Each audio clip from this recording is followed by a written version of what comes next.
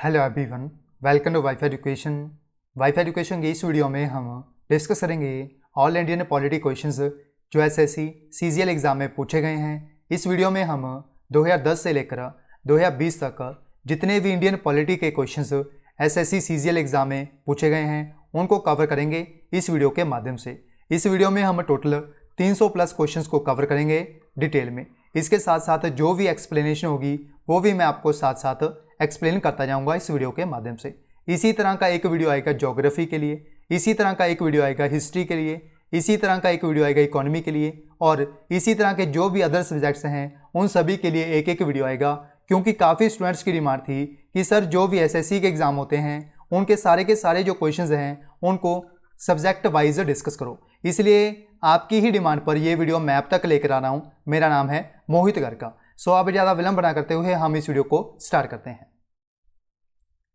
पहला क्वेश्चन देखिए, father of local self government India में किसे कहा जाता है? ये कहा जाता है लॉर्ड रिपन को। इसी राइट आंसर इस क्वेश्चन का B option, lord Ripon. Next question देखिए, second number question, directive principles of state policy जो है ये इंडिया के द्वारा किस कंट्री से अडॉप्ट किया गया है, यानी किस कंट्री से बोरो किया है डीपीएसपी को इंडिया के द्वारा? ये इंडिया ने बोरो किया है आयरलैंड कॉन्स्टिट्यूशन से। इसी राइट आंसर इस क्वेश्चन का डी ऑप्शन, आयरलैंड कॉन्स्टिट्यूशन। इसके अलावा आप ये भी याद रखिए डीपीएसपी जो है इसका जो पार्ट है वो है पार्ट 4th, ये आप याद रखें। क्योंकि जो पार्ट 4th ए है ये फंडामेंटल ड्यूटी से डील करता है, ये भी आप याद रखिए। जो पार्ट 4th है इसके जो आर्टिकल हैं वो है 36 से लेकर 51 तक, और फंडामेंटल ड्यूटी जो है इसका जो आर्टिकल है वो है 51A, ये भी आप याद रखें। इसके अलावा आप सारी की सारी जो इंडियन कॉन्स्टिट्यूशन में जो बोरोइंग फीचर्स हैं उनके बारे में भी जानिए, क्योंकि कम से कम एक क्वेश्चन जो है इससे डिज़ाइन जरूर होता है। सबसे पहले देखिए गवर्नमेंट ऑफ इंडिया एक्ट 1935, इससे इंडिया के द्वारा बोरो किया गया है federal scheme, office of governor judiciary, public service commission, emergency provisions और एडमिनिस्ट्रेटिव डिटेल्स। इसके अलावा नेक्स्ट आता है हमारे पास ऑस्ट्रेलियन कॉन्स्टिट्यूशन। ऑस्ट्रेलियन कॉन्स्टिट्यूशन में से इंडिया के द्वारा बोरो किया गया है कॉन्करेंट लिस्ट को, freedom of trade, commerce and intercourse को। नेक्स्ट है joint sitting of 2 houses of parliament. Joint sitting जो होती है जिसको चेयर करते हैं स्पीकर ऑफ लोकसभा। स्पीकर जो होते हैं लोकसभा इनके द्वारा चेयर किया जाता है इस ज्वाइंट सिटिंग को, और ये इंडिया के द्वारा इसका जो प्रोसेस है वो भी बोरो किया गया है ऑस्ट्रेलियन कॉन्स्टिट्यूशन से। और इसके साथ साथ आप ये भी याद रखिए इसमें जो 2 सदन की बात की गई है, 2 हाउसेज ऑफ पार्लियामेंट, ये हैं लोकसभा और राज्यसभा, ये भी आप याद रखें। कनाडा का जो कॉन्स्टिट्यूशन है इसमें से इंडिया के द्वारा बोरो किया गया है federation with the strong centre, wasting of residuary powers in the centre, appointment of state governors by the centre, advisory jurisdiction of the supreme court. यानी जो सुप्रीम कोर्ट होता है इसके जो जजेस होते हैं इनके पास एडवाइजरी पावर होती है, यानी एडवाइस देने की पावर होती है इनके पास। ये प्रेसिडेंट राष्ट्रपति को एडवाइस दे सकते हैं, ये है एडवाइजरी जुरिस्डिक्शन। ये भी इंडिया ने बोरो किया है कनाडा के कॉन्स्टिट्यूशन से। नेक्स्ट है हमारे पास आयरलैंड। जैसे पूछा गया था डीपीएसपी जो है ये इंडिया के द्वारा बोरो किया गया है आयरलैंड कॉन्स्टिट्यूशन से। नेक्स्ट है हमारे पास nomination of members to Rajya Sabha, method of election of the president, यानी जो भी प्रोसेस है हमारे राष्ट्रपति की इलेक्शन का वो भी हमने बोरो किया है आयरलैंड के कॉन्स्टिट्यूशन से। नेक्स्ट है हमारे पास जापान का कॉन्स्टिट्यूशन। जापान से हमने बोरो किया है procedure established by law. Next है हमारे पास रशिया, जिसको हम प्रेजेंट टाइम रशिया में बोलते हैं, पहले बोलते थे सोवियत यूनियन। इसमें से हमने बोरो किया है फंडामेंटल ड्यूटीज़ को, ideal of justice, social economic and political in the preamble. UK से हमने बोरो किया है parliamentary government, rule of law, legislative procedure, single citizenship, cabinet system, prerogative writs, यानी जो हमारे कॉन्स्टिट्यूशन में 5 रिट्स हैं ये भी हमने बोरो किए हैं यूके के कॉन्स्टिट्यूशन से। नेक्स्ट है पार्लियामेंट्री प्रिविलेजेस, नेक्स्ट है बाईकैमरलिज्म। ये सभी 8 की 8 फीचर्स हमने बोरो किया है यूके के कॉन्स्टिट्यूशन से। नेक्स्ट है हमारे पास यूएसए का जो कॉन्स्टिट्यूशन है यहाँ से हमने बोरो किया है फंडामेंटल राइट्स को, independence of judiciary, judicial review, impeachment of the president, removal of supreme court and high court जजेस, पोस्ट ऑफ वाइस प्रेसिडेंट। ये सभी फीचर्स हमने बोरो किए हैं यूएसए के कॉन्स्टिट्यूशन से। नेक्स्ट है हमारे पास जर्मनी का कॉन्स्टिट्यूशन, जिसको हम वीमर कॉन्स्टिट्यूशन भी बोलते हैं। यहाँ से हमने बोरो किया है suspension of fundamental rights during emergency, यानी जब आपातकालीन सिचुएशन आती है उस कंडीशन में जो भी फंडामेंटल राइट्स होते हैं इनको सस्पेंड करना, ये भी हमने बोरो किया है जर्मनी के कॉन्स्टिट्यूशन से। नेक्स्ट है हमारे पास साउथ अफ्रीका का कॉन्स्टिट्यूशन। साउथ अफ्रीका का कॉन्स्टिट्यूशन है इसमें से हमने बोरो किया है procedure for amendment in the Indian constitution, election of members of Rajya Sabha, France से हमने बोरो किया है Republic, ideas of liberty, equality and fraternity in the preamble. ये सभी फीचर्स याद रखिए क्योंकि कम से कम एक क्वेश्चन जो है वो एसएससी एग्जाम में जरूर पूछते हैं। नेक्स्ट क्वेश्चन है हमारे पास 3rd number question. 2 forms of democracy जो है वो कौन सी हैं? 2 जो फॉर्म्स हैं डेमोक्रेसी की, लोकतंत्र की, वो है पार्लियामेंट्री और प्रेसिडेंशियल। इसी राइट आंसर क्वेश्चन का ऑप्शन पार्लियामेंट्री और प्रेसिडेंशियल। नेक्स्ट है हमारे पास एक्स्ट्रा कॉन्स्टिट्यूशनल बॉडी जो है वो कौन सी है इंडिया में? ये है प्लानिंग कमीशन, जिसको प्रेजेंट में हम बोलते हैं नीति आयोग। प्लानिंग कमीशन पहले बोलते थे, बट इसका जो नाम है अब वो है नीति आयोग। नीति आयोग जो है इसके जो चेयरमैन होते हैं, ऑफिशियल चेयरमैन वो होते हैं हमारे देश के प्रधानमंत्री, पीएम। इसके अलावा इसके जो वाइस चेयरमैन हैं वो हैं राजीव कुमार, और जो इसके सीईओ हैं वो हैं अमिताभ कांत। ये मैं बात कर रहा हूँ प्रेजेंट टाइम की 2020 की, ये भी आप याद रखें। प्लानिंग कमीशन जो है ये है एक्स्ट्रा कॉन्स्टिट्यूशनल बॉडी। नेक्स्ट है हमारे पास the idea to have a constitution was given by home, यानी इंडिया के पास खुद का एक कॉन्स्टिट्यूशन होना चाहिए। इसका जो आइडिया है वो किसके द्वारा दिया गया था? ये जो आइडिया था वो दिया था एमएन रॉय ने। इसी आइटम से क्वेश्चन का ऑप्शन एमएन रॉय। नेक्स्ट है हमारे पास which is not an all India service, यानी ऑल इंडिया सर्विस का कौन सा इंस्टीट्यूशन है जो कि इसका पार्ट नहीं है? ये जो पार्ट नहीं है वो है Indian foreign service. Indian foreign service जो है इसका पार्ट नहीं है आईएएस, आईपीएस और आईएफएस। आईएफएस जो है ये स्टैंड करता है इंडियन फॉरेस्ट सर्विस, यहाँ पे फॉरेन नहीं आएगा। इसी आइटम से क्वेश्चन का C option Indian foreign service. Next है हमारे पास 7th number question. Which among the following agencies released the report economic outlook for 2009 and 10, यानी 2009-10 की जो रिपोर्ट थी वो किसके द्वारा जो थी वो रिलीज की गई थी इकोनॉमिक आउटलुक के ऊपर। ये जो रिपोर्ट थी वो पब्लिश की गई थी पीएम्स इकोनॉमिक एडवाइजरी काउंसिल के द्वारा। इसी आइटम से क्वेश्चन का बी ऑप्शन पीएम्स प्रधानमंत्री की economic advisory council. Next question है हमारे पास 8th number question, 8 number question. The declaration that democracy is a government of the people by the people for the people was made by, यानी ये जो declaration है democracy के लिए, लोकतंत्र के लिए, government of the people by the people for the people, ये किसके द्वारा जो डेक्लेरेशन था वो दिया गया था लोकतंत्र के लिए? ये जो स्टेटमेंट था वो दिया गया था अब्राहम लिंकन के द्वारा। इसी आइटम से इस क्वेश्चन का C option Abraham Lincoln. India को डोमिनियन स्टेटस जो था वो कब मिला था, किस एक्ट में मिला था और किस ईयर में दिया गया था इंडिया को डोमिनियन स्टेटस? इंडिया को जो डोमिनियन स्टेटस मिला था ये मिला था बी ऑप्शन 15 अगस्त 1947 को। इसी आइटम से इस क्वेश्चन का बी ऑप्शन 15 अगस्त 1947। डेपोटिज्म जो है ये किस पार्टी में पॉसिबल होता है? डेपोटिज्म ये जो पॉसिबल होता है वो होता है वन पार्टी स्टेट में। वन पार्टी स्टेट में पॉसिबल होता है डेपोटिज्म। इसी आइटम से इस क्वेश्चन का ए ऑप्शन। नेक्स्ट देखिए फंडामेंटल राइट जो होते हैं हमारे मौलिक अधिकार, इनका जो गार्डियन होता है वो कौन सा इंस्टीट्यूशन होता है? इसका जो गार्डियन होता है वो होता है जुडिशरी, यानी सुप्रीम कोर्ट, हाई कोर्ट वगैरह ये जो हैं ये इसके गार्डियन होते हैं फंडामेंटल राइट्स के। इसी आइटम से इस क्वेश्चन का D option judiciary. Sarkaria commission जो था वो किस चीज़ से एसोसिएट था? सरकारिया कमीशन एसोसिएट था सेंट्रल स्टेट रिलेशन से। सेंट्रल स्टेट रिलेशन से एसोसिएट था Sarkaria commission. D option is the correct answer. Speaker जो होता है लोकसभा का, इसके द्वारा अगर रिजाइन देना हो ये किसे सौंपेगा? यानी रेजिग्नेशन जो है, रेजिग्नेशन लेटर वो किसको सौंपा जाएगा? जो स्पीकर होते हैं लोकसभा के, इनके द्वारा ये जो रेजिग्नेशन लेटर होगा वो सौंपा जाएगा डेप्यूटी स्पीकर को लोकसभा के। यानी जो भी लोकसभा के डेप्यूटी स्पीकर होते हैं उनको सौंपा जाता है स्पीकर के द्वारा अपना रेजिग्नेशन लेटर। इसीलिए राइट आंसर इस क्वेश्चन का C option deputy speaker of Lok Sabha.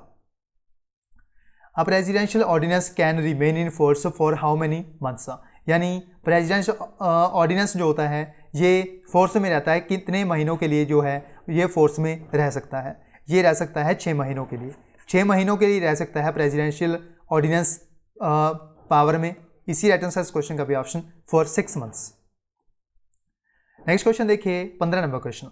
कौन सा फंडामेंटल राइट है जिसको डॉक्टर बी आर अम्बेडकर के द्वारा heart and soul of the constitution बोला गया है? ये कौन सा फंडामेंटल राइट है? ये है राइट टू कॉन्स्टिट्यूशन रेमेडीज, यानी हमारे कॉन्स्टिट्यूशन में जो भी 5 रिट्स हैं उनको बोला जाता है heart and soul of the constitution by the doctor B R Ambedkar, जो चेयरमैन थे ड्राफ्टिंग कमेटी के। जो हमारी ड्राफ्टिंग कमेटी थी इसके जो चेयरमैन थे वो थे डॉक्टर बी आर अम्बेडकर। इसीलिए इनको कहा जाता है फादर ऑफ इंडियन कॉन्स्टिट्यूशन। ये भी आप याद रखिए। नेक्स्ट देखिए, who had proposed partyless democracy in India, यानी पार्टीलेस डेमोक्रेसी जो है वो किसके द्वारा, ये जो टर्म था वो प्रपोज किया गया था, इसको प्रपोज किया गया था जयप्रकाश नारायण के द्वारा, जयप्रकाश नारायण। मैक्सिमम स्ट्रेंथ जो होती है स्टेट लेजिस्लेटिव असेंबली की वो कितनी हो सकती है, मैक्सिमम स्ट्रेंथ जो होती है एक स्टेट असेंबली की मैक्सिमम वो 500 सीट्स हो सकती है। इसी आइटम से इस क्वेश्चन का सी ऑप्शन 500। नेक्स्ट देखिए 18 नंबर क्वेश्चन, सिस्टम जो है डायरकी का ये किस ईयर में इंट्रोड्यूस किया गया था, जो डायरकी सिस्टम था यानी दुशासन जो था वो फर्स्ट टाइम किस ईयर में इंट्रोड्यूस किया गया था, ये इंट्रोड्यूस किया गया था 1919 में और इसको ख़त्म किया गया था 1935 में। ये भी आप याद रखें, ये भी पूछा जाता है किस ईयर में इसको एंड किया गया था, वो किया गया था 1935 में, ये भी आप याद रखें। पहले इंडियन जो थे वो इंडियन कौन से थे जो ब्रिटिश पार्लियामेंट का हिस्सा बने थे, ये पहले जो इंडियन बने थे वो कौन बने थे, ये बने थे दादा भाई नारोजी, जिनको हम ग्रैंड ओल्ड मैन भी बोलते हैं, Dadabhai Naoroji. If the Anglo Indian community does not get adequate representation in the Lok Sabha, 2 members of the community can be nominated by the, यानी एंग्लो इंडियन कम्युनिटी जो होती है इसके जो मेंबर्स होते हैं वो किसके द्वारा जो है वो नॉमिनेट किए जाते हैं, इनको नॉमिनेट किया जाता है राष्ट्रपति के द्वारा, प्रेसिडेंट के द्वारा। इसी रिटर्न से इस क्वेश्चन का भी ऑप्शन राष्ट्रपति। नेक्स्ट देखिए 21 नंबर क्वेश्चन, प्रेसिडेंट की इलेक्शन के लिए पार्टिसिपेट करने के लिए एक सिटीजन की जो एज है वो मिनिमम कितनी होनी चाहिए, प्रेसिडेंशियल की इलेक्शंस लड़ने के लिए जो मिनिमम एज है वो है रखी गई है 35 साल, ये राष्ट्रपति के लिए भी है और वाइस प्रेसिडेंट के लिए भी है, ये भी आप याद रखें, वाइस प्रेसिडेंट और प्रेसिडेंट दोनों के लिए जो मिनिमम एज रखी गई है वो है 35 साल। और अगर बात करें हम लोकसभा की, लोकसभा का मेंबर बनने के लिए आपकी एज होनी चाहिए 25 साल और राज्यसभा का मेंबर बनने के लिए आपकी एज जो है वो 30 साल होनी चाहिए, ये भी आपको याद रखें। नेक्स्ट देखिए, a good citizen makes a good state, a bad citizen makes a bad state, ये जो टर्म है वो किसके द्वारा जो थी वो बोली गई थी, इसको बोला गया है अरिस्टोटल के द्वारा, Aristotle. A member of parliament will lose his membership of parliament if he is continuously absent from sessions for, यानी कितने डेज के लिए सेशन के लिए एबसेंट हो उस पर्सन को, उस मेंबर को पार्लियामेंट की जो सिटीजनशिप है वो खत्म होगी, यानी उनकी जो मेंबरशिप होगी वो खत्म हो जाएगी पार्लियामेंट से। इसका जो मैक्सिमम पीरियड रखा गया है वो रखा गया है 60 दिनों का, 60 डेज का। इसी आइटम से इस क्वेश्चन का भी ऑप्शन 60 डेज। नेक्स्ट देखिए, in India the residuary powers are vested with, यानी जो रेजिडुअरी पावर्स होती हैं ये कहाँ पे वेस्ट होती है, किसके पास होती हैं रेजिडुअरी पावर्स, ये होती हैं यूनियन गवर्नमेंट के पास, union government. In the 8th schedule of the constitution of India which language were added subsequently in 1967 and 1992, यानी 8वां शेड्यूल जो है हमारे कॉन्स्टिट्यूशन का जो डील करता है लैंग्वेज से, ये आप सभी को पता होगा। हमारी जो ऑफिशियल लैंग्वेज है, सबसे पहले तो आप ये याद रखिए इंडिया की जो नेशनल लैंग्वेज है वो कोई नहीं है, इंडिया की एक ऑफिशियल लैंग्वेज है दैट इज़ हिंदी। हिंदी जो है ये हमारी ऑफिशियल लैंग्वेज है, ये आप याद रखें, और देवनागरी स्क्रिप्ट में है, ये भी आप याद रखें देवनागरी स्क्रिप्ट। इसके अलावा जो ऑफिशियल लैंग्वेज से जो हमारे आर्टिकल डील करते हैं वो हैं आर्टिकल 343 से लेकर 351 तक, और इसमें हमें जो है वो टोटल 22 लैंग्वेज जो है वो लिखी गई हैं इस शेड्यूल में, ये आप याद रखें 8th शेड्यूल में, ये भी आप याद रखें। इसमें जो 1967 और 1992 में जो लैंग्वेज ऐड की गई थी वो कौन सी थी, वो थी सी ऑप्शन सिंधी, कोंकणी, मणिपुरी और नेपाली, सिंधी, कोंकणी, मणिपुरी और नेपाली, इनको पार्ट बनाया गया था इंडियन लैंग्वेज का। इसी राइट आंसर इस क्वेश्चन का सी ऑप्शन। नेक्स्ट क्वेश्चन देखिए 26 number question, Indian parliament means, Indian parliament का जो मतलब है, इसका जो मतलब है वो है प्रेसिडेंट ऑफ इंडिया, यानी राष्ट्रपति, राज्यसभा और लोकसभा, इन तीनों पोजीशंस को मिला के बनती है हमारे इंडिया की पार्लियामेंट। इसी राइट आंसर इस क्वेश्चन का सी ऑप्शन।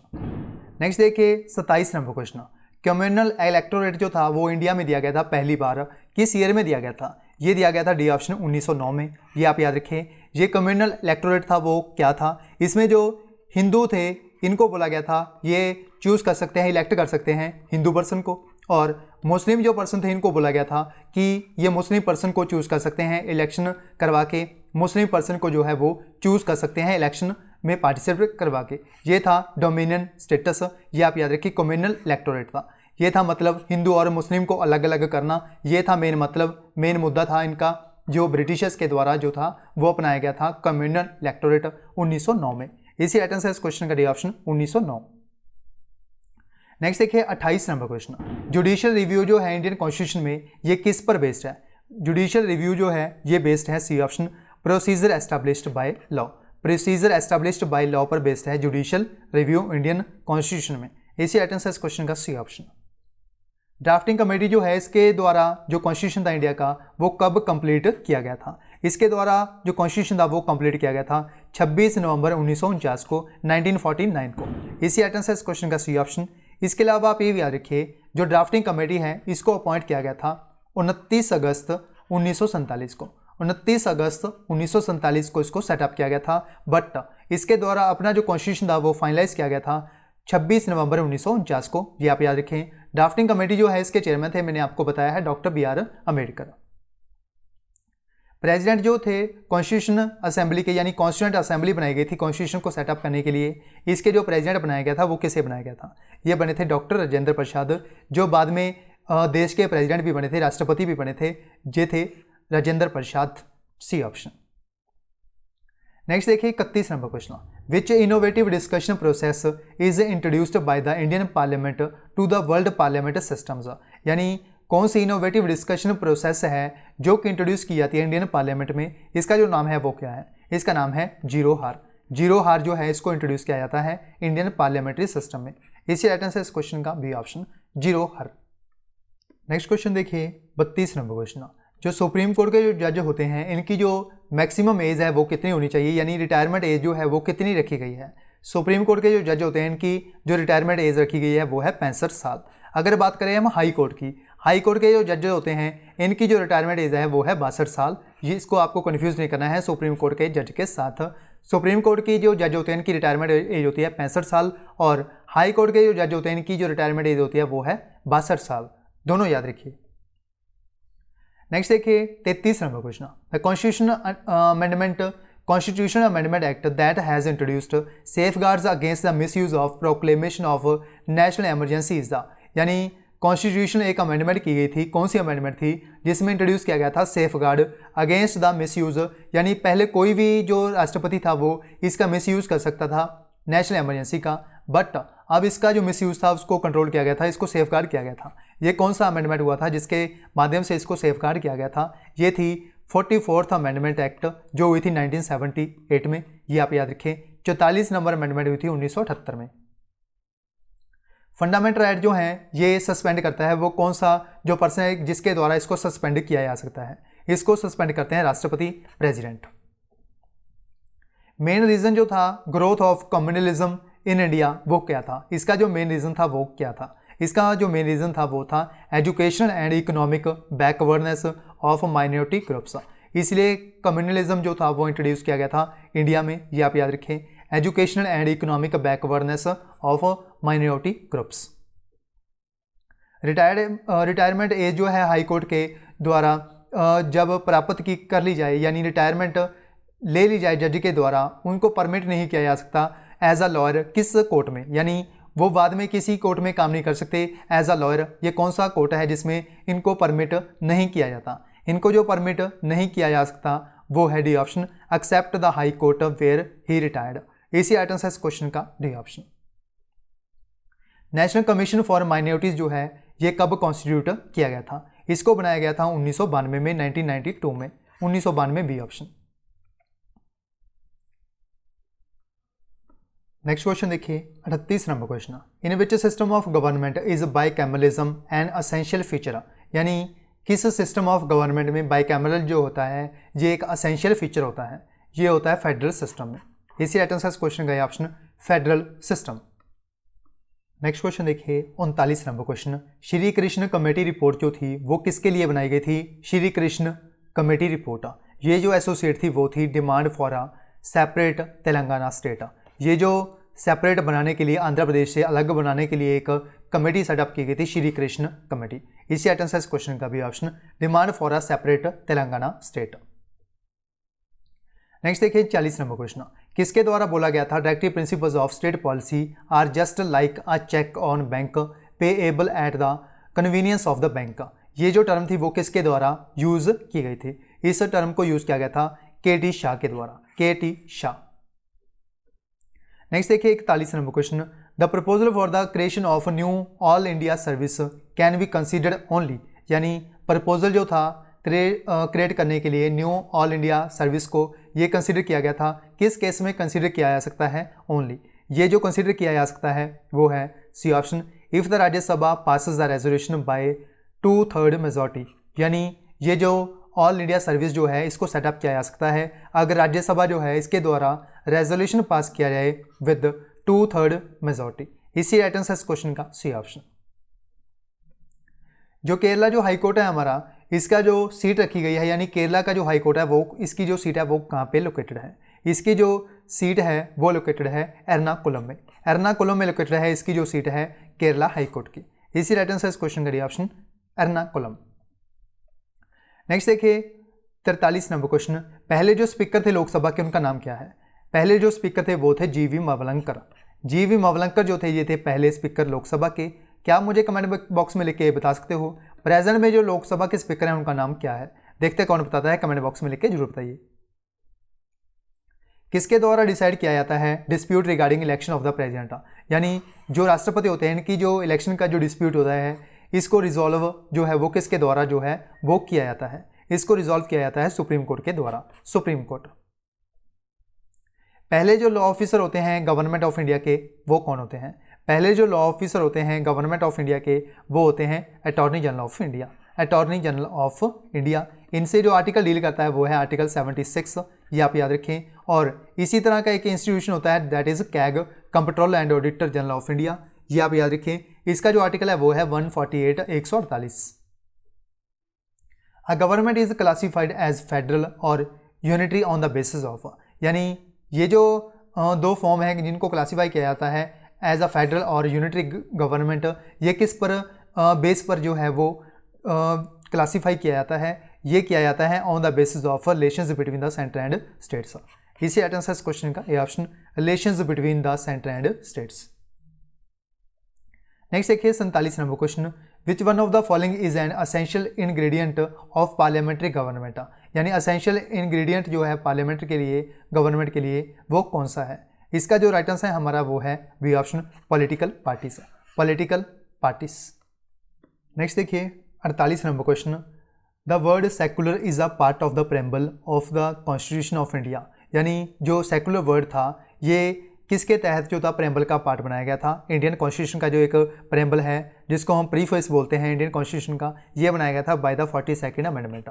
42 नंबर अमेंडमेंट हुई थी 1976 में हुई थी, जिसमें सेकुलर जो है वो पार्ट बनाया गया था प्रेम्बल का। इसी आंसर इस क्वेश्चन का D option 42nd amendment. Next देखिए, which one of the following subjects is not available on the union list. एक तीन प्रकार की एक लिस्ट होती हैं, यूनियन लिस्ट, स्टेट लिस्ट, एक होती है कॉन्करेंट लिस्ट।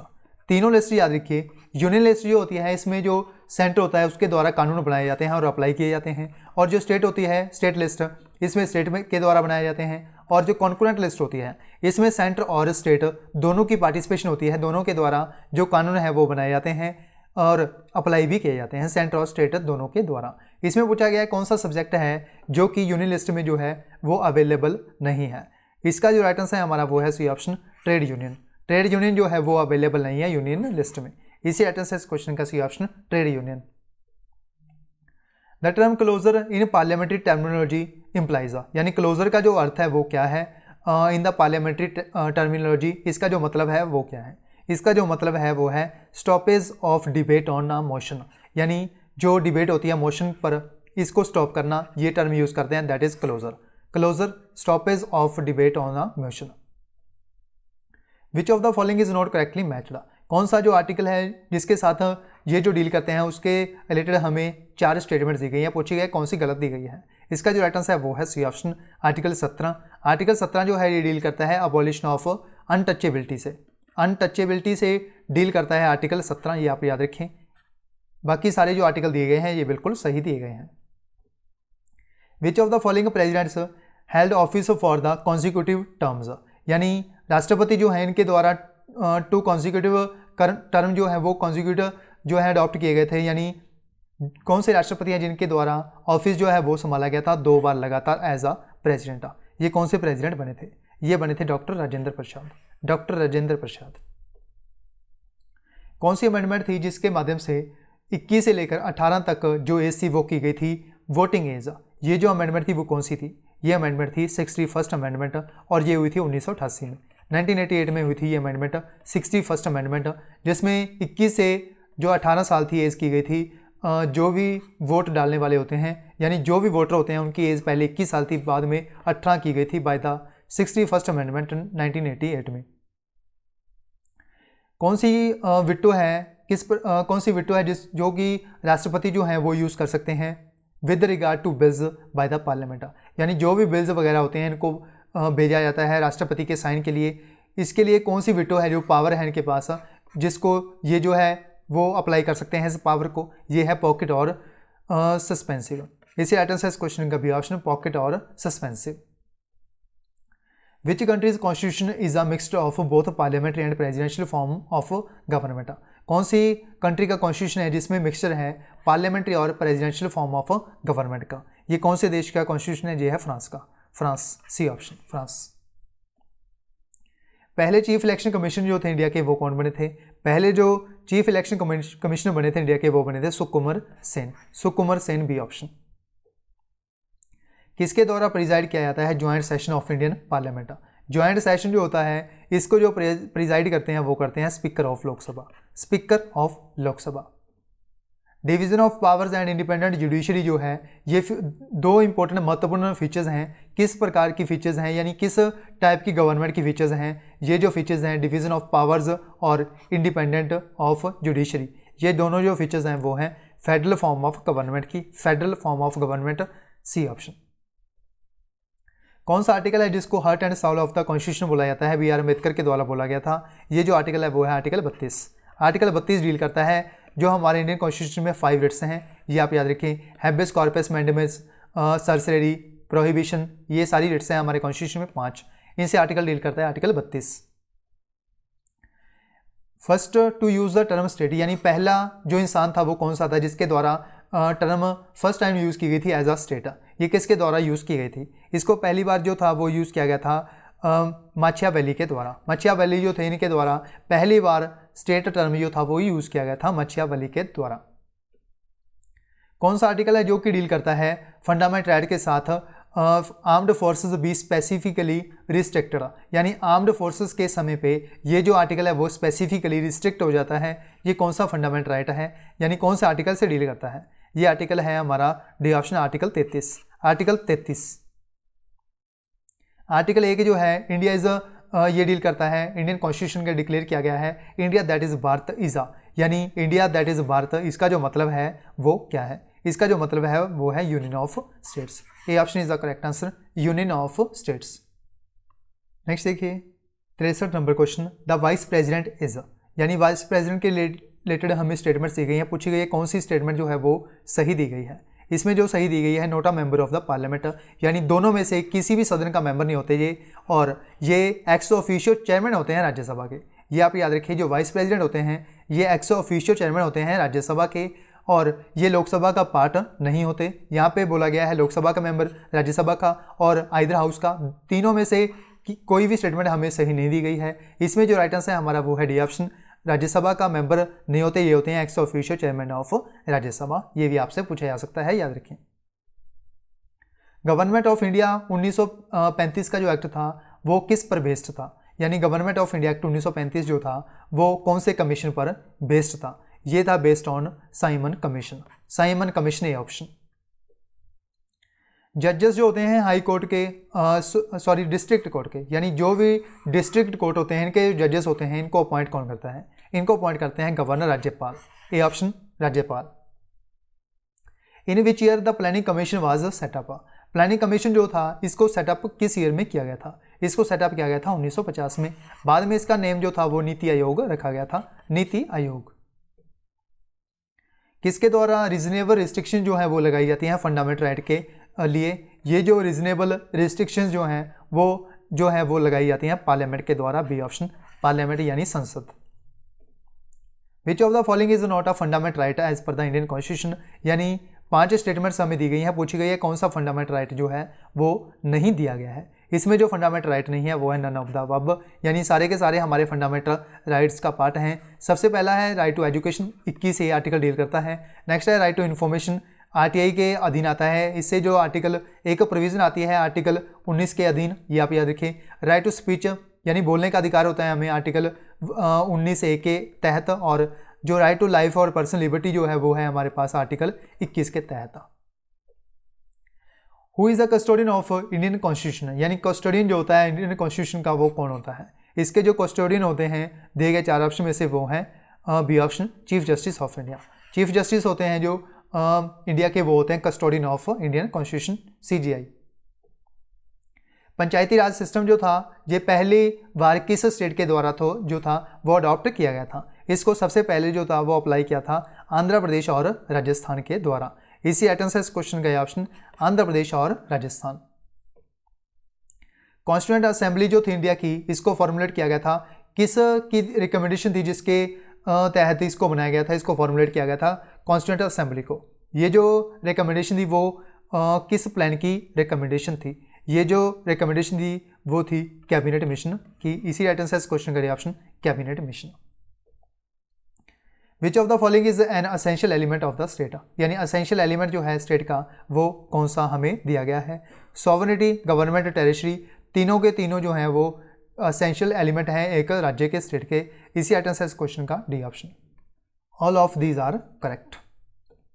नेक्स्ट देखिए, which has become a legal right, यानी कौन सा राइट था जिसको लीगल राइट बनाया गया था by the 44th constitutional amendment.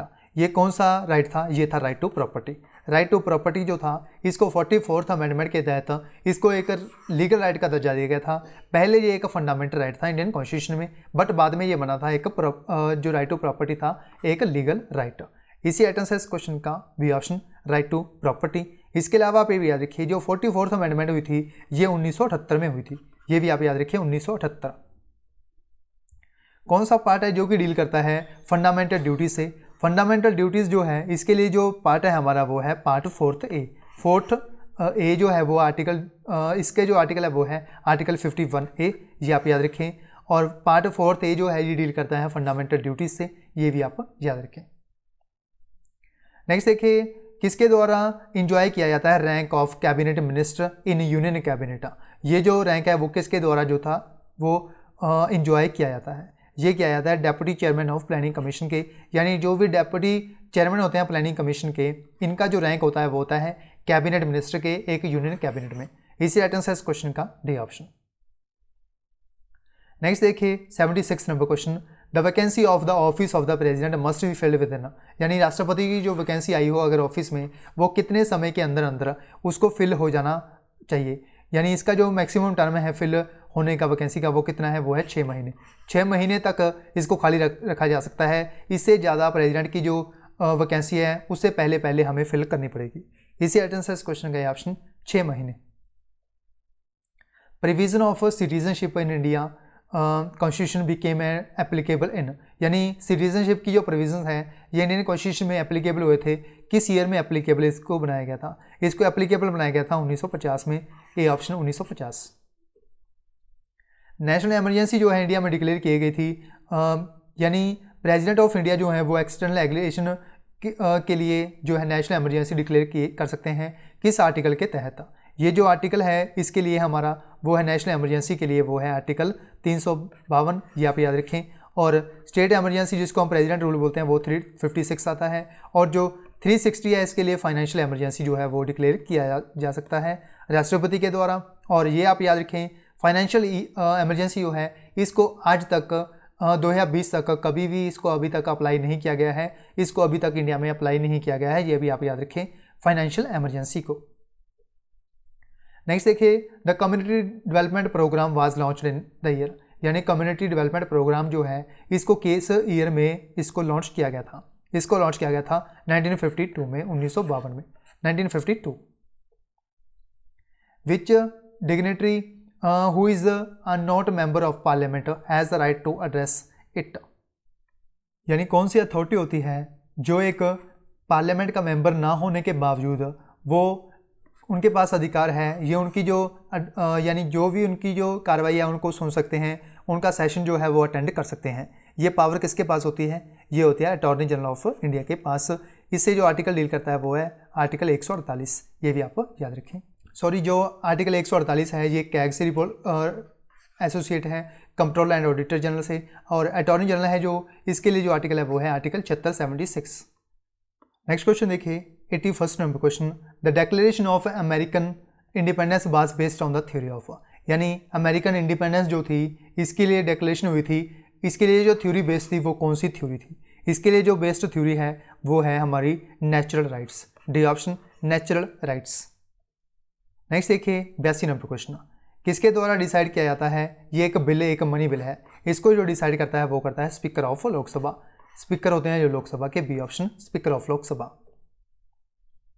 Which country is regarded as the home of Fabian socialism, यानी कौन सा देश है जिसको फैबियन सोशलिज्म जो है उसका घर बुलाया जाता है? ये किसको कहा जाता है? ये जो कहा जाता है वो कहा जाता है बी ऑप्शन इंग्लैंड। इंग्लैंड जो है इसको बोला जाता है फैबियन सोशलिज्म जो है उसका घर बोला जाता है फैबियन सोशलिज्म इंग्लैंड को। इसी आइटम से इस क्वेश्चन का भी option England. Which writ is issued by court in case of an illegal detention of a person, यानी अगर किसी पर्सन को इलीगल तरीके से उसको डिटेंट किया जाए पुलिस के द्वारा, उसके लिए कौन सी जो रिट है वो इशू की जा सकती है? इसके लिए जो रिट है हमारी वो है हैबेस कॉर्पस। ये सभी रिट्स जो हैं मैंडेमस सर्सरी क्यूरंटो, ये सभी जो रिट हैं वो आर्टिकल 32 के तहत आती हैं, ये आप याद रखें। इन रिट को इशू करवाने के लिए हम जो है जुडिशियल जो है वो अडॉप्ट कर सकते हैं, यानी हाई कोर्ट और सुप्रीम कोर्ट जो है वो वहाँ पे हम जा सकते हैं इन रिट्स को इशू करवाने के लिए। इसी आइटम से इस क्वेश्चन का option habeas corpus. Under which article of the Indian constitution the decision of the central administrative tribunal can be challenged in the supreme court, यानी कौन सा आर्टिकल है जिसके तहत जो डिसीजन है सेंट्रल एडमिनिस्ट्रेटिव ट्रिब्यूनल का इसको चैलेंज किया जा सकता है सुप्रीम कोर्ट में? ये जो आर्टिकल है इससे डील कौन सा आर्टिकल करता है? इसके लिए जो आर्टिकल है हमारा वो है article 323A। Article 323A। Which country is the example of plural executive system, यानी कौन सी एग्जाम्पल है, कौन सा देश है जो कि एग्जाम्पल है प्लूरल एग्जीक्यूटिव सिस्टम का? प्लूरल एग्जीक्यूटिव सिस्टम जो है इसकी जो एग्जाम्पल दी गई है बेसिकली वो दिया गया है हमें D option Switzerland, D option Switzerland. कौन सा चार्टर एक्ट है जिसमें ईस्ट इंडिया कंपनी जो है उसकी जो मोनोपोली है वो खत्म हो चुकी थी, बट ओनली चाइना के साथ हमारी जो टी की जो ट्रेड था वो चल रहा था, यानी जो मोनोपोली थी ब्रिटिश ईस्ट इंडिया कंपनी की वो खत्म हो चुकी थी इस एक्ट के तहत। ये जो एक्ट था वो कौन सा था? ये था C option charter act 1833। Charter act 1833 जो था इसमें जो ब्रिटिश ईस्ट इंडिया कंपनी थी इसकी जो मोनोपोली ऑफ ट्रेड था वो खत्म हो चुका था, चाइना के साथ ओनली टी का जो ट्रेड था वो रह चुका था इस एक्ट के तहत, चार्टर एक्ट 1833 के तहत। The idea of federation was first proposed by, यानी फेडरेशन का जो आइडिया था वो पहली बार किसके द्वारा दिया गया था? ये जो आइडिया था वो दिया गया था नेहरू रिपोर्ट में जो 1928 में पब्लिश की गई थी। 1928 में नेहरू रिपोर्ट में दिया गया था पहली बार idea of federation, Nehru report 1928। Democratic centralism is an important feature of, यानी डेमोक्रेटिक सेंट्रलिज्म जो है ये महत्वपूर्ण विशेषता है। किस चीज़ की विशेषता है? ये जो विशेषता है वो है कम्युनिस्ट स्टेट की। डेमोक्रेटिक सेंट्रलिज्म जो है ये है विशेषता कम्युनिस्ट स्टेट की। इसी आइटम से इस क्वेश्चन का ये option communist state. The constitution of India describes India as, यानी कॉन्स्टिट्यूशन जो है इंडिया का ये डिस्क्राइब करता है ये इंडिया जो है वो किस प्रकार का है? इंडिया जो है वो है D option union of states. India that is Bharat is a union of states, D option. Shadow cabinet जो है ये फीचर है एडमिनिस्ट्रेटिव सिस्टम की, किस देश की ये फीचर है, किस देश की विशेषता है? ये जो विशेषता है वो है ब्रिटेन कॉन्स्टिट्यूशन की। इसी आइटम से इस क्वेश्चन का ऑप्शन ब्रिटेन। नेक्स्ट क्वेश्चन देखिए 92nd नंबर क्वेश्चन, कौन सी बॉडी है जो कि कॉन्स्टिट्यूशन कॉन्स्टिट्यूट की गई थी प्रेसिडेंट के द्वारा by the president of India to advise on the decision of central resource between the centre and state, यानी कौन सी बॉडी थी जिसको राष्ट्रपति के द्वारा बनाया गया था ताकि ये एडवाइस कर सकें डिसीजन देने के लिए सेंट्रल रिसोर्स बिटवीन सेंटर और स्टेट के लिए। इसके लिए जो ऑर्गेनाइजेशन थी, जो बॉडी बनाई गई थी, इसका नाम जो था वो क्या था? इसका नाम था फाइनेंस कमीशन। फाइनेंस कमीशन बनाया गया था, जो सेंटर और स्टेट के जो रिलेशंस हैं उनको बनाए रखने के लिए बनाया गया था फाइनेंस कमीशन को। यानी जो भी पैसे का जो लेन देन होता है सेंटर और स्टेट के बीच, वो सारा काम होता है फाइनेंस कमीशन का। फाइनेंस कमीशन जो है हमारा, इसके लिए जो आर्टिकल है हमारा वो है आर्टिकल 280, ये भी आप याद रखें। इसके अलावा एक है हमारे पास इलेक्शन कमीशन। इलेक्शन कमीशन से जो आर्टिकल है वो है आर्टिकल 324, ये आप याद रखें। कौन सा सेक्शन, यानी आईपीसी का, इंडियन पिनल कोड का कौन सा सेक्शन है जो कि डील करता है एलजीबीटी के साथ, lesbian, gay, bisexual and transgender community के साथ? ये कौन सा जो आईपीसी का सेक्शन है? ये है IPC section 377 A option. Next question देखिए 94th number question, a federal government is in the shape of. Federal सरकार जो है, फेडरल गवर्नमेंट, ये किस शेप में होती है? इसका जो राइट आंसर है हमारा वो है C option, agreement between centre and state. यानी जो भी समझौता होता है सेंटर और स्टेट के बीच उसको बोलते हैं फेडरल गवर्नमेंट। इसी आंसर है इस क्वेश्चन का C option, agreement between the centre and the states. Parliamentary और प्रेसिडेंशियल गवर्नमेंट जो है ये डिस्टिंक्ट होती है, यानी इनमें बेसिकली डिफरेंस जो होता है वो कहाँ से इनॉग्रेट होता है? इसका जो डिफरेंस है वो होता है लेजिस्लेटिव एग्जीक्यूटिव रिलेशन से। इसी आइटम्स है इस क्वेश्चन का D option, the legislative executive relations. एक फ्रेज है जिसका नाम है इक्वालिटी बिफोर लॉ, जो आर्टिकल 14 के अधीन आती है। ये इंडिया के द्वारा किस देश के कॉन्स्टिट्यूशन से बोरो किया गया है? इस फीचर को इंडिया के द्वारा जो है वो बोरो किया गया है ब्रिटेन के कॉन्स्टिट्यूशन से। इसी आइटम है इस क्वेश्चन का C option, Britain. Next question देखिए 97th नंबर क्वेश्चन, किसके द्वारा ये टर्म जो थी वो यूज़ की गई थी? The state exists because crime exists in society, otherwise there would be no need of a state. ये जो टर्म थी वो किसके द्वारा यूज़ की गई थी? इस टर्म को यूज़ किया गया था हर्बर्ट स्पेंसर के द्वारा। हर्बर्ट स्पेंसर जो थे इनके द्वारा एक टर्म यूज़ की गई थी जिसका नाम है the state exists because crime exists in society, otherwise there would be no need of a state. इसी आइटम्स है इस क्वेश्चन का ए ऑप्शन। मैक्सिमम स्ट्रेंथ जो होती है राज्यसभा की वो कितनी हो सकती है? मैक्सिमम स्ट्रेंथ जो है राज्यसभा की वो हो सकती है 250, 250। अगर हम बात करें लोकसभा की, लोकसभा की जो मैक्सिमम स्ट्रेंथ है वो है 552, ये आप याद रखें। इसमें जो 2 मेंबर्स जो नॉमिनेट किए जाते हैं वो किए जाते हैं राष्ट्रपति के द्वारा, जो एंग्लो इंडियन कम्युनिटी के होते हैं, ये आप याद रखें। जो राज्यसभा होती है इसमें जो टोटल मेंबर्स नॉमिनेट किए जाते हैं राज्यसभा में प्रेसिडेंट के द्वारा वो हैं 12, यानी लोकसभा प्लस राज्यसभा दोनों में जो मेंबर होते हैं वो होते हैं टोटल, जिनको नॉमिनेट करते हैं राष्ट्रपति वो हैं 14। ये भी पूछा गया क्वेश्चन है, ये भी आप याद रखें। नेक्स्ट देखिए, if the president of India wants to resign, यानी अगर राष्ट्रपति अपना रिजाइन देना चाहें, ये किसे देंगे? ये देंगे वाइस प्रेसिडेंट को। प्रेसिडेंट वाइस प्रेसिडेंट को, और वाइस प्रेसिडेंट किसे देंगे? प्रेसिडेंट को। ये आप याद रखें। प्लेइंग टाइम जो होता है, यानी जो हमारा इंडियन नेशनल एंथम है इसका जो प्लेइंग टाइम है वो कितने सेकंड का रखा गया है? इसका जो मैक्सिमम टाइम है वो है 52 सेकंड्स का। राइट आंसर इस क्वेश्चन का B option, 52 seconds. Who acts as the channel of communication between the president and the council of ministers, यानी किसके द्वारा एज अ चैनल का काम किया जाता है, as a channel of communication का काम किया जाता है बिटवीन राष्ट्रपति और काउंसिल के जो मिनिस्टर होते हैं उनके बीच। इसमें जो चैनल ऑफ कम्युनिकेशन का जो काम करते हैं वो करते हैं डी ऑप्शन, पीएम, प्रधानमंत्री, prime minister. D option PM.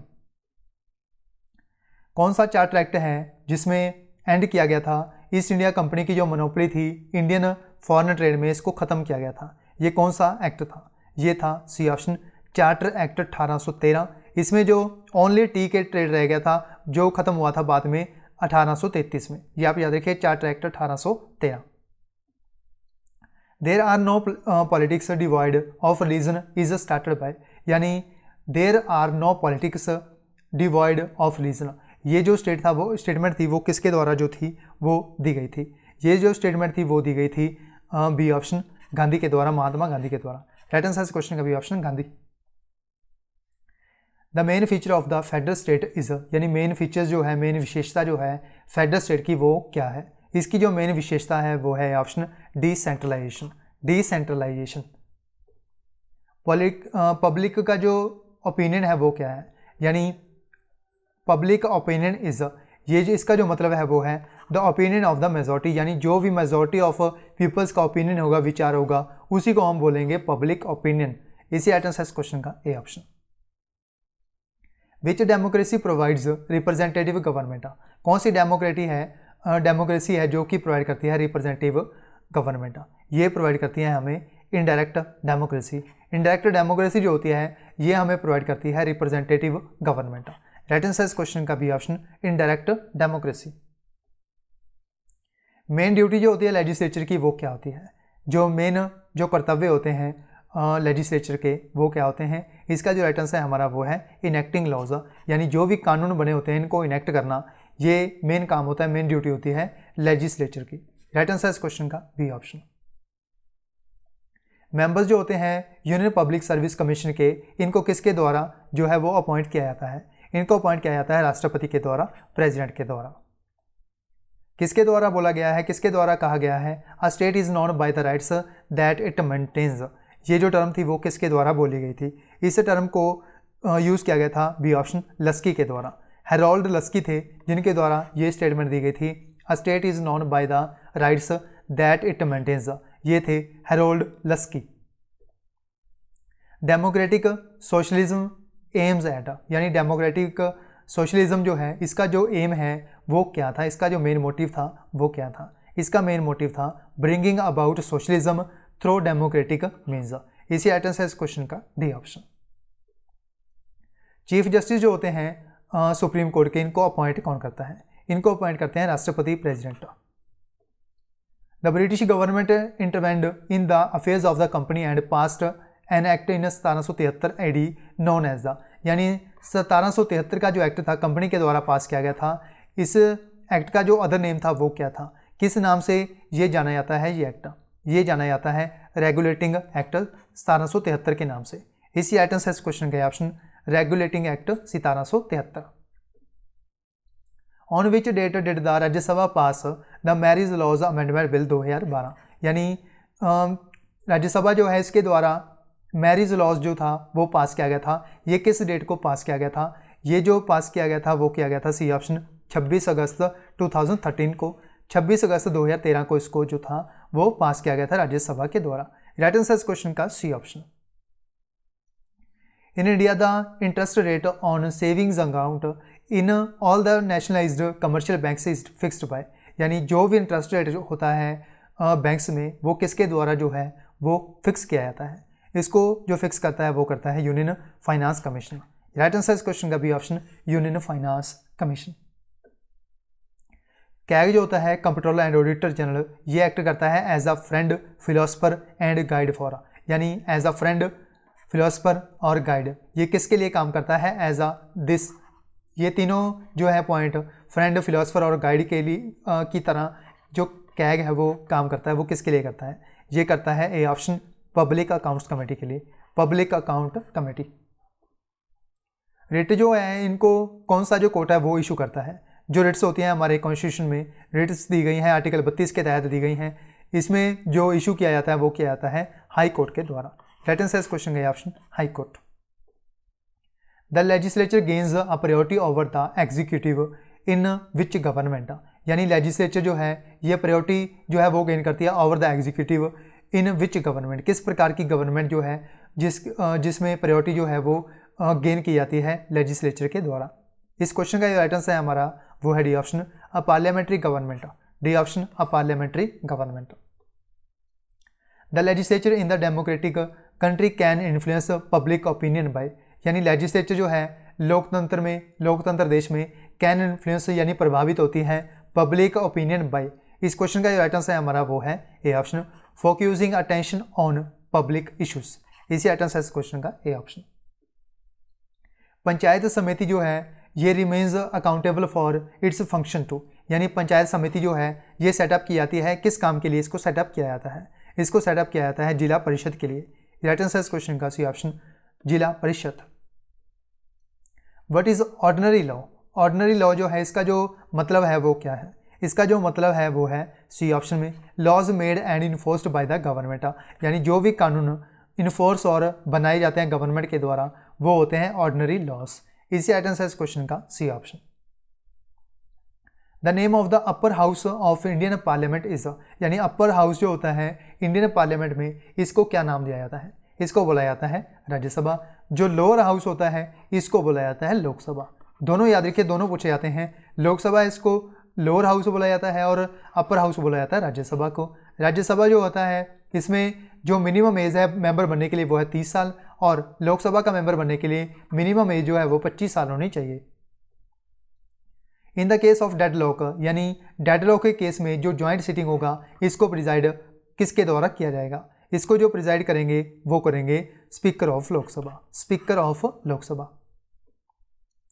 The Indian constitution provides the country with the 3 categories of civil services namely, यानी इंडियन कॉन्स्टिट्यूशन जो है ये देश को प्रोवाइड करता है 3 टाइप की सिविल सर्विसेज जो हैं, कैटेगरीज जो हैं 3 प्रकार की वो प्रोवाइड करता है सिविल सर्विस कैटेगरीज में। ये कौन कौन सी हैं? इसका जो राइट आंसर है हमारा वो है D option, Indian administrative service, Indian police service और इंडियन फॉरेस्ट सर्विस। इसी राइट आंसर इस क्वेश्चन का डी ऑप्शन। नेक्स्ट देखिए 124 number question, which comes under the jurisdiction of both the high court and the supreme court, यानी कौन सा relation है जो कि सुप्रीम कोर्ट और हाई कोर्ट के अधीन आता है, ये कौन सा है?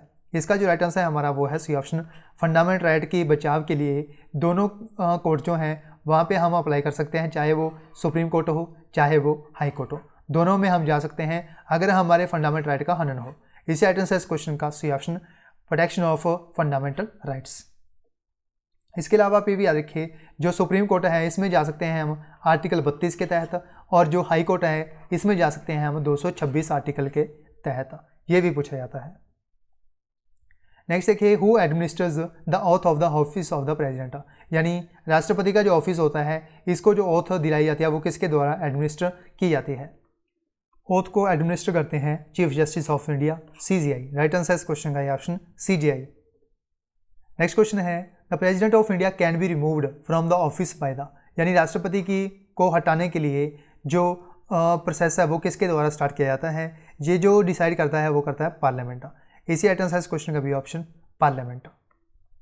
नेक्स्ट क्वेश्चन देखिए 127 number question, the controller and auditor general of India does not audit the receipts and expenditures of, यानी कैग जो होते हैं वो ऑडिट नहीं करते रिसिप्ट्स और एक्सपेंडिचर किस गवर्नमेंट का जो है वो ऑडिट नहीं करते। ये नहीं करते लोकल बॉडीज़ का, यानी जो भी पंचायत म्यूनसिपैलिटी वगैरह होते हैं उनका रिसिप्ट और एक्सपेंडिचर जो है वो ऑडिट नहीं करते CAG, controller and auditor general. Right answer इस क्वेश्चन का बी ऑप्शन। नेक्स्ट क्वेश्चन है हमारे पास 128 नंबर क्वेश्चन, मिनिमम नंबर जो होते हैं, मिनिमम नंबर ऑफ मेंबर्स जो कि प्रेजेंट होने चाहिए जो मीटिंग है लोकसभा की अटेंड करवाने के लिए, यानी लोकसभा की जो मीटिंग है उसको स्टार्ट करवाने के लिए जो मिनिमम मेंबर होने चाहिए वो कितने होने चाहिए? ये होने चाहिए 1/10, 1/10। राइट आंसर इस क्वेश्चन का B option, 1/10 of the total membership.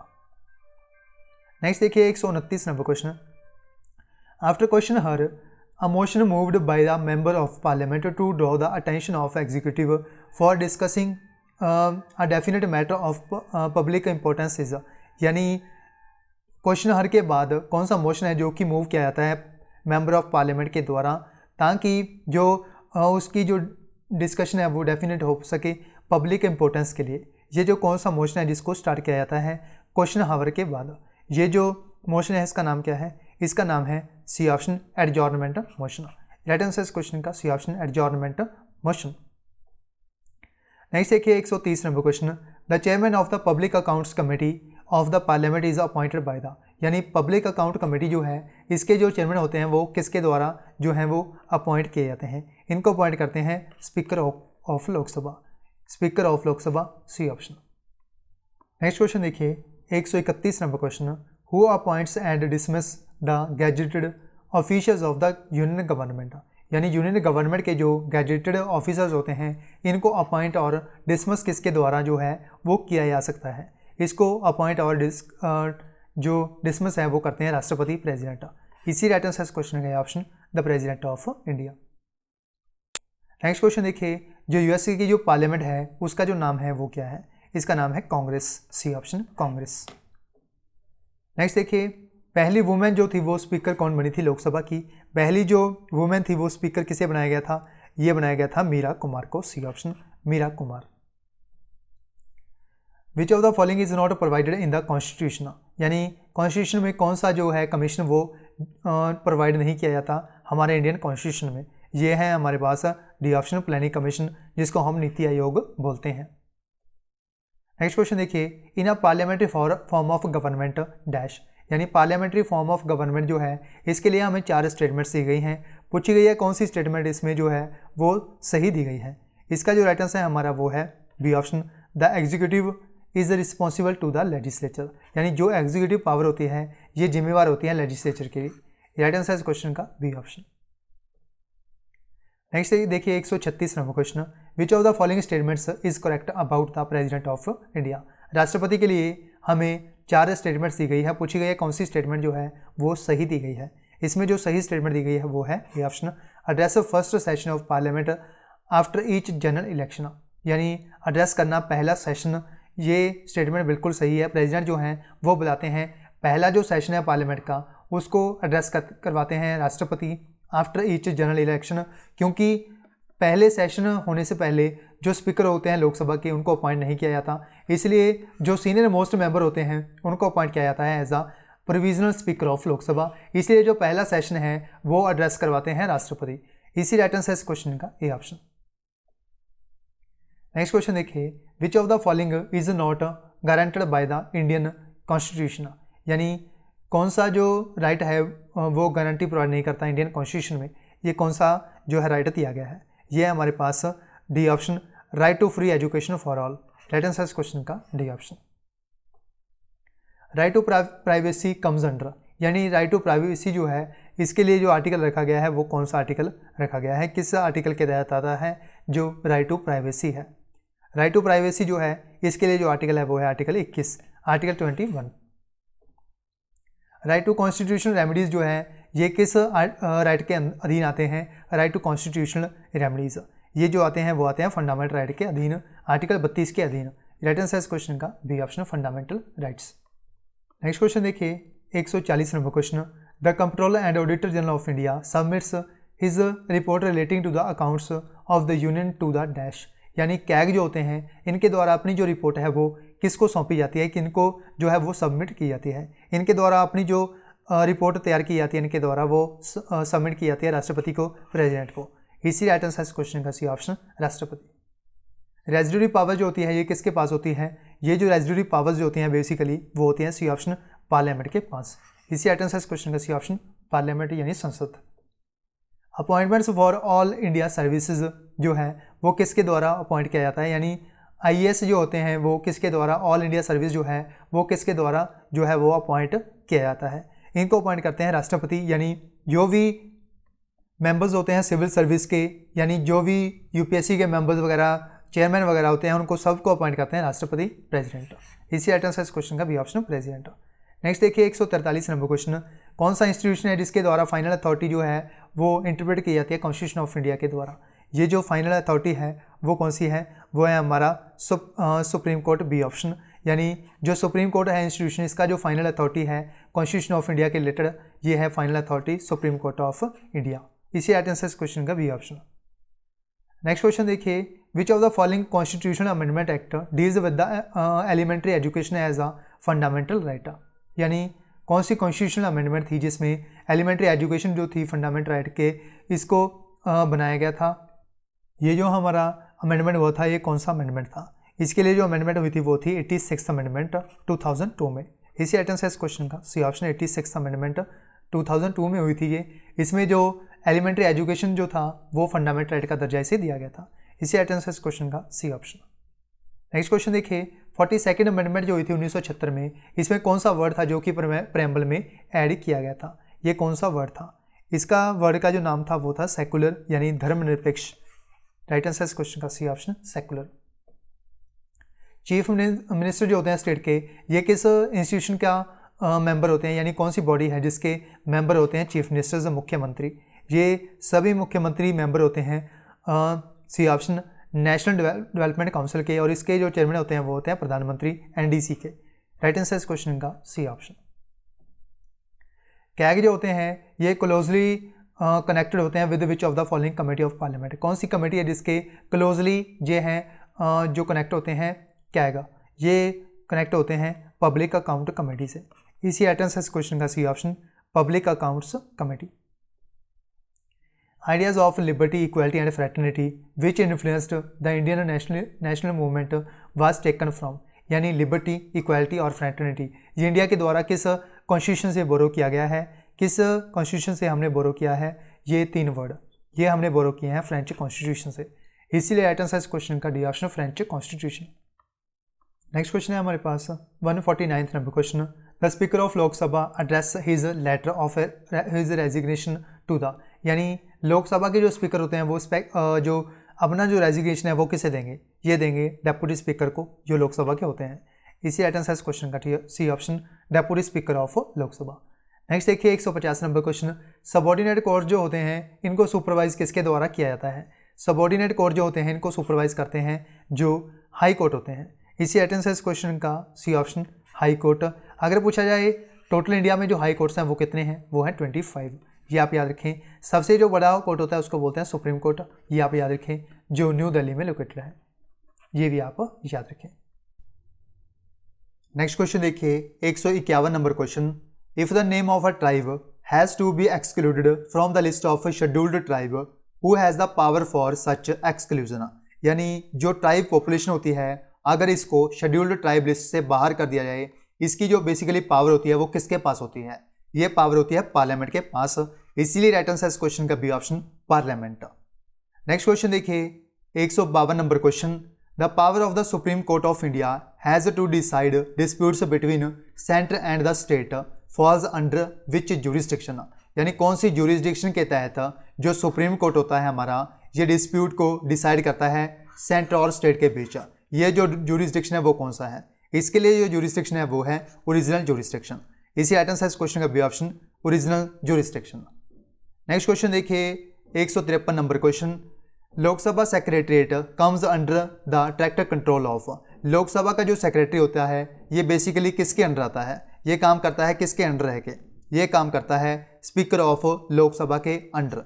इसी आइटम से इस क्वेश्चन का C option, speaker of Lok Sabha. इसके अलावा आप ये भी याद रखिए जो स्पीकर होते हैं लोकसभा ये डिसाइड करते हैं एक बिल को कि ये एक बिल है जो मनी बिल है या फिर नहीं है, इसके लिए जो डिसाइड करते हैं वो करते हैं लोकसभा के स्पीकर। ये भी आप याद रखिए। प्रेजेंट में जो लोकसभा के स्पीकर हैं उनका नाम है ओम बिरला, ओम बिरला, ये भी आप याद रखें। नेक्स्ट क्वेश्चन देखिए, which of the following act introduced separate electorates communal representation for Muslims, यानी मुस्लिम्स को सेपरेट इलेक्टोरेट दिया गया था, वो किस एक्ट के तहत दिया गया था, ये दिया गया था बी ऑप्शन, एक्ट ऑफ 1909 के तहत ये दिया गया था मुस्लिम्स को सेपरेट इलेक्टोरेट। इसी आइटम से इस क्वेश्चन का B option, act of 1909। Next देखिए 155 number question, the word secular, यानी एक वर्ड है सेक्युलर जिसका अर्थ होता है हिंदी में धर्म निरपेक्ष। ये जो वर्ड है सेक्युलर ये प्रेम्बल में ऐड किया गया था, कौन सी अमेंडमेंट के तहत इसको ऐड किया गया था, इसको ऐड किया गया था 42nd अमेंडमेंट कॉन्स्टिट्यूशन के तहत, यानी जो 42 नंबर अमेंडमेंट हुई थी 1976 में, इसमें जो वर्ड है दैट इज सेक्युलर, इसको ऐड किया गया था इंडियन कॉन्स्टिट्यूशन के प्रेम्बल में। इसी आइटम से इस क्वेश्चन का B option, 42nd constitutional amendment 1976। इसके अलावा आप ये भी याद रखिए जो हमारे पास प्रेम्बल है हमारे कॉन्स्टिट्यूशन में, इसको प्रीफेस बोला गया है, यानी ये हमारे कॉन्स्टिट्यूशन का क्या है, ये है प्रीफेस, और आइडेंटिटी कार्ड भी बोला गया है, ये भी आप याद रखें। इसके अलावा आप ये भी याद रखिए जो प्रेम्बल है ये इंडिया के द्वारा यूएसए से बोरो किया गया है, यूनाइटेड स्टेट्स ऑफ अमेरिका के से, ये भी आप याद रखें। इसके अलावा जो बात है 42nd अमेंडमेंट की, यानी जो 42 नंबर अमेंडमेंट हुई थी 1976 में, इसको मिनी कॉन्स्टिट्यूशन भी बोला गया है, यानी मिनी कॉन्स्टिट्यूशन का दर्जा दिया गया है जो 42nd अमेंडमेंट हुई थी, क्योंकि जो मेजर चेंज लाए गए थे इंडियन कॉन्स्टिट्यूशन में वो इसके तहत ही लाए गए थे 42 नंबर अमेंडमेंट के तहत। नेक्स्ट क्वेश्चन देखिए, with whose consultation does the president convenience and prorogue all sessions of the parliament, यानी किसकी कंसल्टेशन के तहत जो राष्ट्रपति हैं वो प्रोरोगेव कर सकते हैं सेशंस को, जो भी सारे सेशंस होते हैं पार्लियामेंट के, ये किसकी कंसल्टेशन के हिसाब से किया जाता है, राष्ट्रपति के द्वारा। इस क्वेश्चन का जो राइट आंसर है हमारा वो है बी ऑप्शन, प्राइम मिनिस्टर, यानी इसके लिए कंसल्टेशन चाहिए इनको प्राइम मिनिस्टर की, प्रधानमंत्री की। इसी राइट आंसर इस क्वेश्चन का B option, the PM. Next question देखिए, जो नेशनल एंथम है बांग्लादेश का अमर सोनर बांग्लो, इसको किसके द्वारा लिखा गया था, इसको लिखा था रविंद्रनाथ टैगोर ने। ये तब लिखा गया था जब 5 में बंगाल का जो विभाजन हुआ था उसको रोकने के लिए, उसको डिस्पोज करने के लिए रविंद्रनाथ टैगोर के द्वारा एक सॉन्ग लिखा गया था जिसका नाम था अमर सोनर बंगलो। इसको लिखा था रविंद्रनाथ टैगोर ने। जब हिंदू और मुस्लिम्स को अलग अलग किया जा रहा था उस समय ये जो सॉन्ग था वो गाया भी गया था। इसको लिखा था रविंद्रनाथ टैगोर ने।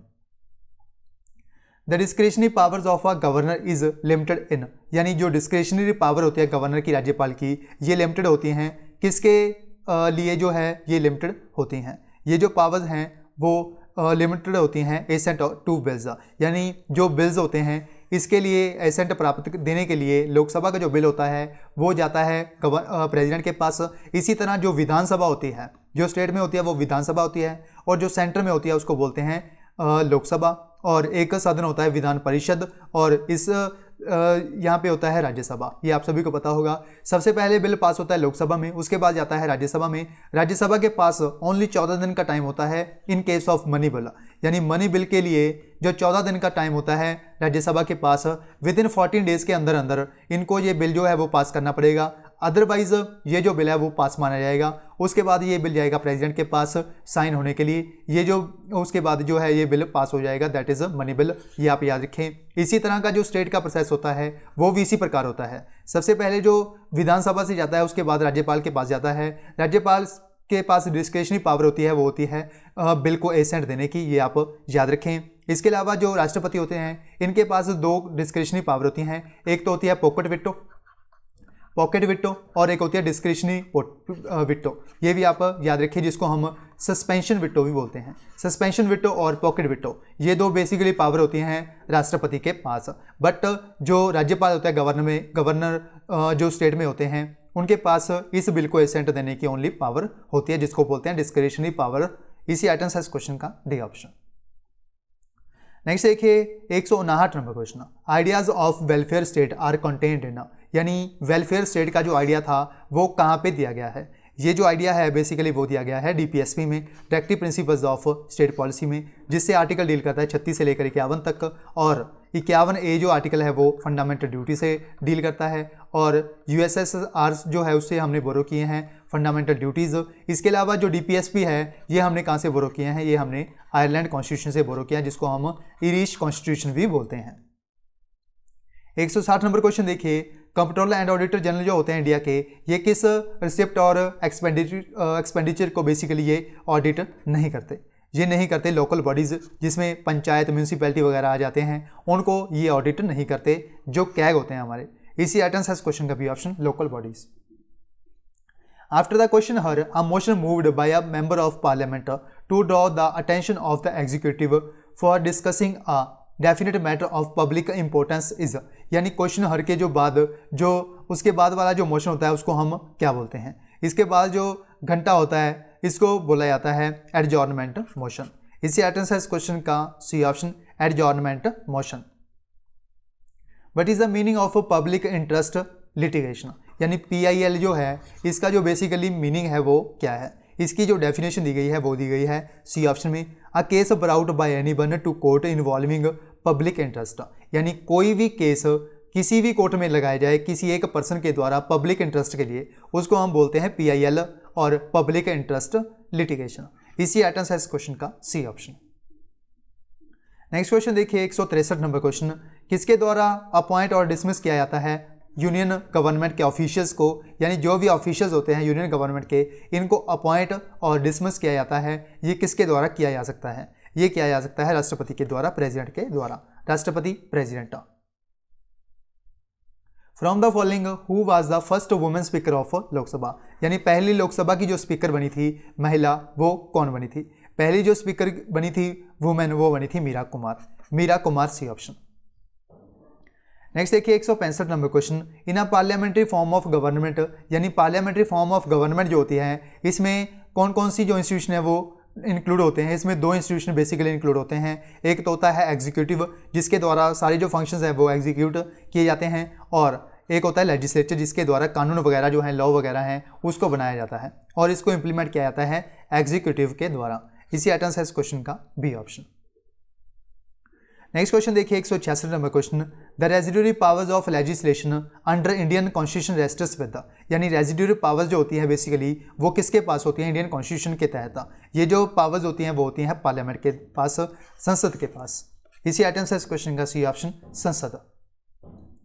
नेक्स्ट देखिए 167 number question, which institution has the final authority to interpret the constitution of India, यानी कौन सा इंस्टीट्यूशन है जिसके पास फाइनल अथॉरिटी होती है to interpret the constitution of India. Constitution of India जो होता है हमारा, इसको इंटरप्रेट करने की जो फाइनल अथॉरिटी है वो कौन सी अथॉरिटी है? ये है B option supreme court. Supreme court जो दिल्ली में लोकेटेड है, ये है फाइनल अथॉरिटी इंटरप्रेट करने के लिए कॉन्स्टिट्यूशन ऑफ इंडिया को। इसीलिए आइटम है इस क्वेश्चन का B option supreme court. Next देखिए 168 नंबर क्वेश्चन, कौन सी अमेंडमेंट के तहत जो एलिमेंट्री एजुकेशन है वो एक फंडामेंटल राइट का दर्जा इसको दिया गया था, एलिमेंट्री एजुकेशन को। ये कौन सी अमेंडमेंट हुई थी जिसके तहत ये जो फंडामेंटल राइट का दर्जा दिया गया था? ये अमेंडमेंट हुई थी 86 अमेंडमेंट जो हुई थी 2002 में। ये आती है आर्टिकल 21A के तहत, ये आता है एलिमेंट्री एजुकेशन।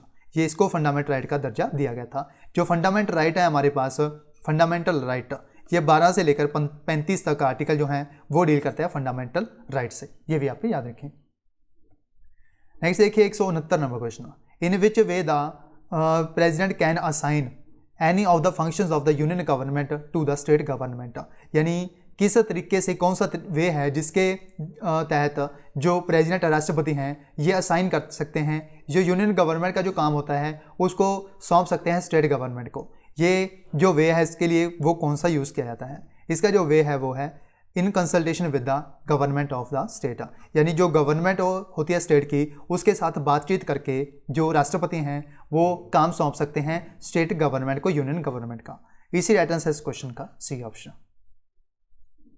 नेक्स्ट देखिए 170 नंबर क्वेश्चन, सत्यमेव जयते वर्ड जो है ये कौन से उपनिषद से लिया गया है? सत्यमेव जयते जो वर्ड है, ये जो टर्म है वो हमने ली है मुंडाका उपनिषद से। मुंडाका उपनिषद जो है यहाँ से हमने लिया है एक टर्म जिसका नाम है सत्यमेव जयते, मुंडाका उपनिषद। नेक्स्ट देखिए 171 number question, if a budget is defeated in the legislature of a state then, यानी बजट जो है ये डिफीट हो जाए in the legislature of a state, उसके बाद क्या होगा? इसके लिए जो राइट आंसर है हमारा वो है C option. The council of ministers along with the chief minister has to resign, यानी जो स्टेट की बात कर रहे हैं यहाँ पे, अगर बजट जो है वो डिफीट हो जाए, हार जाए, उस केस में जो लेजिस्लेचर होती है स्टेट की उसमें काउंसिल ऑफ मिनिस्टर्स और चीफ मिनिस्टर के साथ साथ सभी को रिजाइन करना पड़ेगा। इसी आंसर है इस क्वेश्चन का सी ऑप्शन। नेक्स्ट देखिए 172 नंबर क्वेश्चन, लोकसभा का सेक्रेटरी जो होता है डायरेक्टली कंट्रोल होता है किसके अधीन में आता है? ये आता है स्पीकर ऑफ लोकसभा के, स्पीकर लोकसभा। नेक्स्ट देखिए 173 number question, with whose consultation does the president convene and prorogue all sessions of parliament, यानी किसकी कंसल्टेशन के तहत जो राष्ट्रपति हैं ये प्रोरोग्यो कर सकते हैं? ये 3 बार रिपीट हो चुका है, इससे पहले भी मैं आपको ये क्वेश्चन जो है वो करवा चुका हूं। इसका जो राइट आंसर है हमारा बेसिकली वो है B option prime minister. Next देखिए 174 नंबर क्वेश्चन, मिनिमम एज जो है विधान परिषद का मेंबर बनने के लिए वो कितनी रखी गई है? इसका जो मेंबर बनने के लिए एज रखी गई है वो है 30 साल। 30 साल ये आप याद रखिए। लोकसभा का मेंबर बनने के लिए आपको पता है 25 साल, मैंने आपको कल भी बताया था। और बात करें हम प्रेसिडेंट और वाइस प्रेसिडेंट, इन दोनों के लिए एज जो है मिनिमम वो होनी चाहिए 35 साल, ये भी आप याद रखें। डिस्क्रिशनरी पावर्स होती हैं जो गवर्नर की, ये लिमिटेड होती है, ये मैंने आपको बताया था एसेंट ऑफ बिल्स के लिए, ascent of bills D option. How many fundamental duties है, यानी फंडामेंटल ड्यूटीज जो है मेंशन हमारे कॉन्स्टिट्यूशन में, ये कितनी है टोटल? ये हैं 11 राइट आंसर इस क्वेश्चन का डी ऑप्शन 11। इसके अलावा मैंने सारी की सारी जो फंडामेंटल ड्यूटीज़ हैं उनको यहाँ पे लिख दिया है, ये आप याद रख सकते हो क्योंकि काफ़ी बार एग्जाम में पूछा जाता है। 4 आपको ऑप्शन दे देंगे, पूछा जाएगा कौन सी फंडामेंटल जो ड्यूटी है वो हमारे कॉन्स्टिट्यूशन में नहीं दी गई है। सबसे पहली है to abide by the constitution and respect the ideals and institutions the national flag and national anthem, यानी पहली में बताया गया है जो भी हमारे विचार हैं कॉन्स्टिट्यूशन के उसको फॉलो करना है, और जो नेशनल फ्लैग और नेशनल एंथम है इसका हमने क्या करना है, इसकी रिस्पेक्ट करनी है, ये हमें पहली ड्यूटी में बताया गया है। सेकंड है हमारे पास to cherish and follow the noble ideas which inspired our national struggle for freedom, यानी उन सभी को फॉलो करना है जो नोबल आइडियाज़ हैं, जो हमें नेशनल स्ट्रगल फ्रीडम के लिए जो है वो इंस्पायर करते हैं, उनको फॉलो करना है। ये है सेकंड। थर्ड है हमारे पास to uphold and protect sovereignty unity integrity of India, यानी प्रोटेक्ट करना, बचाव करना सॉवरेनिटी को, यूनिटी को और इंटीग्रिटी ऑफ इंडिया को।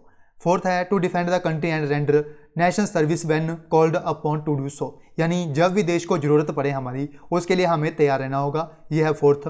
फिफ्थ है हमारे पास to promote harmony and the spirit of common brotherhood, सभी के साथ जो है भाईचारा बनाए रखना है, ब्रदरहुड जो है वो बनाए रखना है, किसी के साथ जो भेदभाव नहीं रखा जाएगा on the basis of religious linguistic, किसी भी प्रकार का जो है वो भेदभाव इसमें नहीं रखा जाएगा।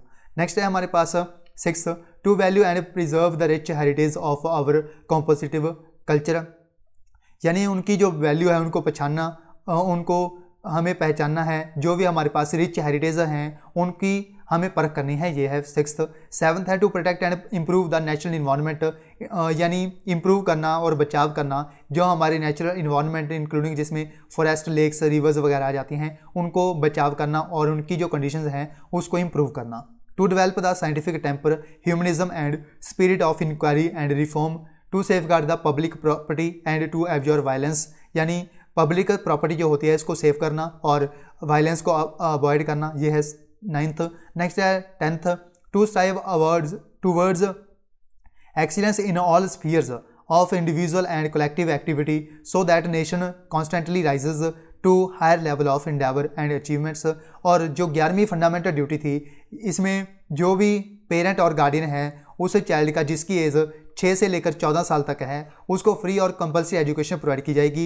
ये ऐड की गई थी बाय द 86 अमेंडमेंट 2002 में। ये काफ़ी एग्जाम में पूछी जाती है, वेरी वेरी इंपॉर्टेंट, याद रखिए। नेक्स्ट देखिए 177 नंबर क्वेश्चन, जो पार्ट 4 है हमारे कॉन्स्टिट्यूशन में, ये किसके साथ एसोसिएट है, किससे डील करता है? ये जो डील करता है वो करता है डीपीएसपी के साथ, directive principles of state policy के साथ। नेक्स्ट देखिए 178 नंबर क्वेश्चन, किसके द्वारा रिकमेंडेशन दी गई थी mandatory to impeach the president of India from his office before the completion of his her term, यानी किसके द्वारा रिकमेंडेशन जो थी वो मैंडेटरी दी गई थी इम्पीचमेंट करने के लिए राष्ट्रपति की। ये जो मैंडेटरी रिकमेंडेशन दी गई थी वो किसके द्वारा दी गई थी? ये दी गई थी the house of the parliament. इसी आइटम से क्वेश्चन का option the 2 houses of the parliament. Next देखिए 179 number question, how many types of writs, यानी टोटल जो रिट्स हैं वो कितने प्रकार की हैं? ये हैं टोटल 5 प्रकार की।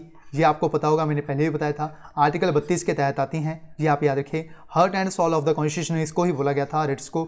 ये आपको पता था, मैंने आपको बताया था। यानी कॉन्स्टिट्यूशनल रेमेडीज जो हैं वो भी इसको बोला जाता है। इसको बोला गया था डॉक्टर BR अम्बेडकर को as a heart and soul of the constitution. ये आप याद रखें। इसमें जो इंक्लूड हैं वो हैं हैबियस कॉर्पस, प्रोहिबिशन, सरसरेरी, मैंडेमस, ये हैं सारी की सारी रिट्स, ये आप याद रखें। क्यू वारंटो का जो लिटरल मीनिंग है वो क्या है? क्यू वारंटो जो है इसका जो लिटरल मीनिंग है वो है वाइवट अथॉरिटी और वारंट। वाइवट अथॉरिटी और वारंट, ये है लिटरल मीनिंग क्यू वारंटो का। नेक्स्ट देखिए, who among the following gave monistic theory of sovereignty, किसके द्वारा मोनिस्टिक थ्योरी ऑफ सॉवरेनिटी जो है वो दी गई थी? इस थ्योरी को दिया गया था ए ऑप्शन, अस्टिन के द्वारा। Austin, A option. नेक्स्ट देखिए 182 नंबर क्वेश्चन, कौन से कॉन्स्टिट्यूएंट्स इंक्लूड होते हैं इंडियन पार्लियामेंट में? इसमें इंक्लूड होते हैं राज्यसभा, लोकसभा और प्रेसिडेंट। इसी आइटम से इस क्वेश्चन का D option all of the above, first, second और थर्ड।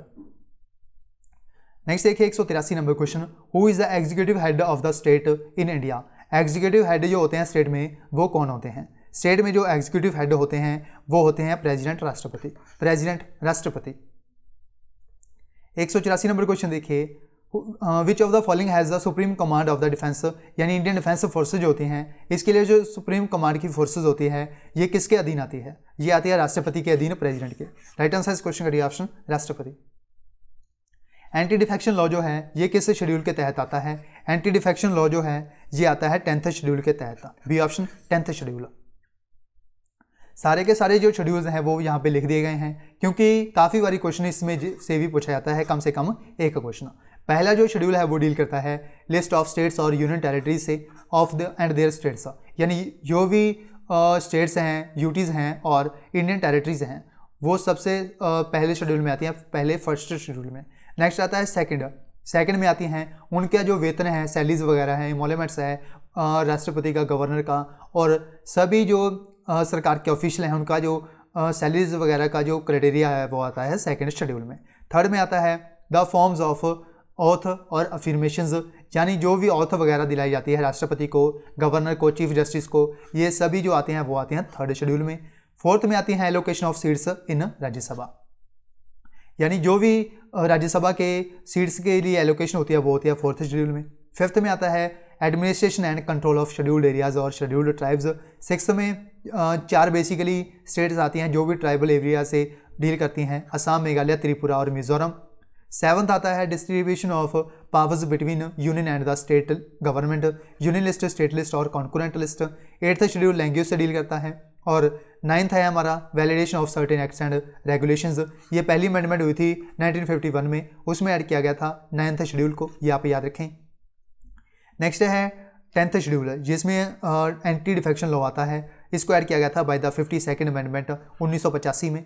11th शेड्यूल जो है ये पंचायत से और 12वां शेड्यूल जो है वो डील करता है म्यूनसिपैलिटी से। इसके लिए जो 73rd अमेंडमेंट हुई थी और 74th अमेंडमेंट हुई थी म्यूनसिपैलिटी के लिए। सारे के सारे शेड्यूल याद रखिए, इंपॉर्टेंट है। किसके द्वारा राज्यपाल जो होता है वो अपॉइंट किया जाता है? राज्यपाल जो होते हैं स्टेट के, इसको अपॉइंट करते हैं राष्ट्रपति, प्रेसिडेंट।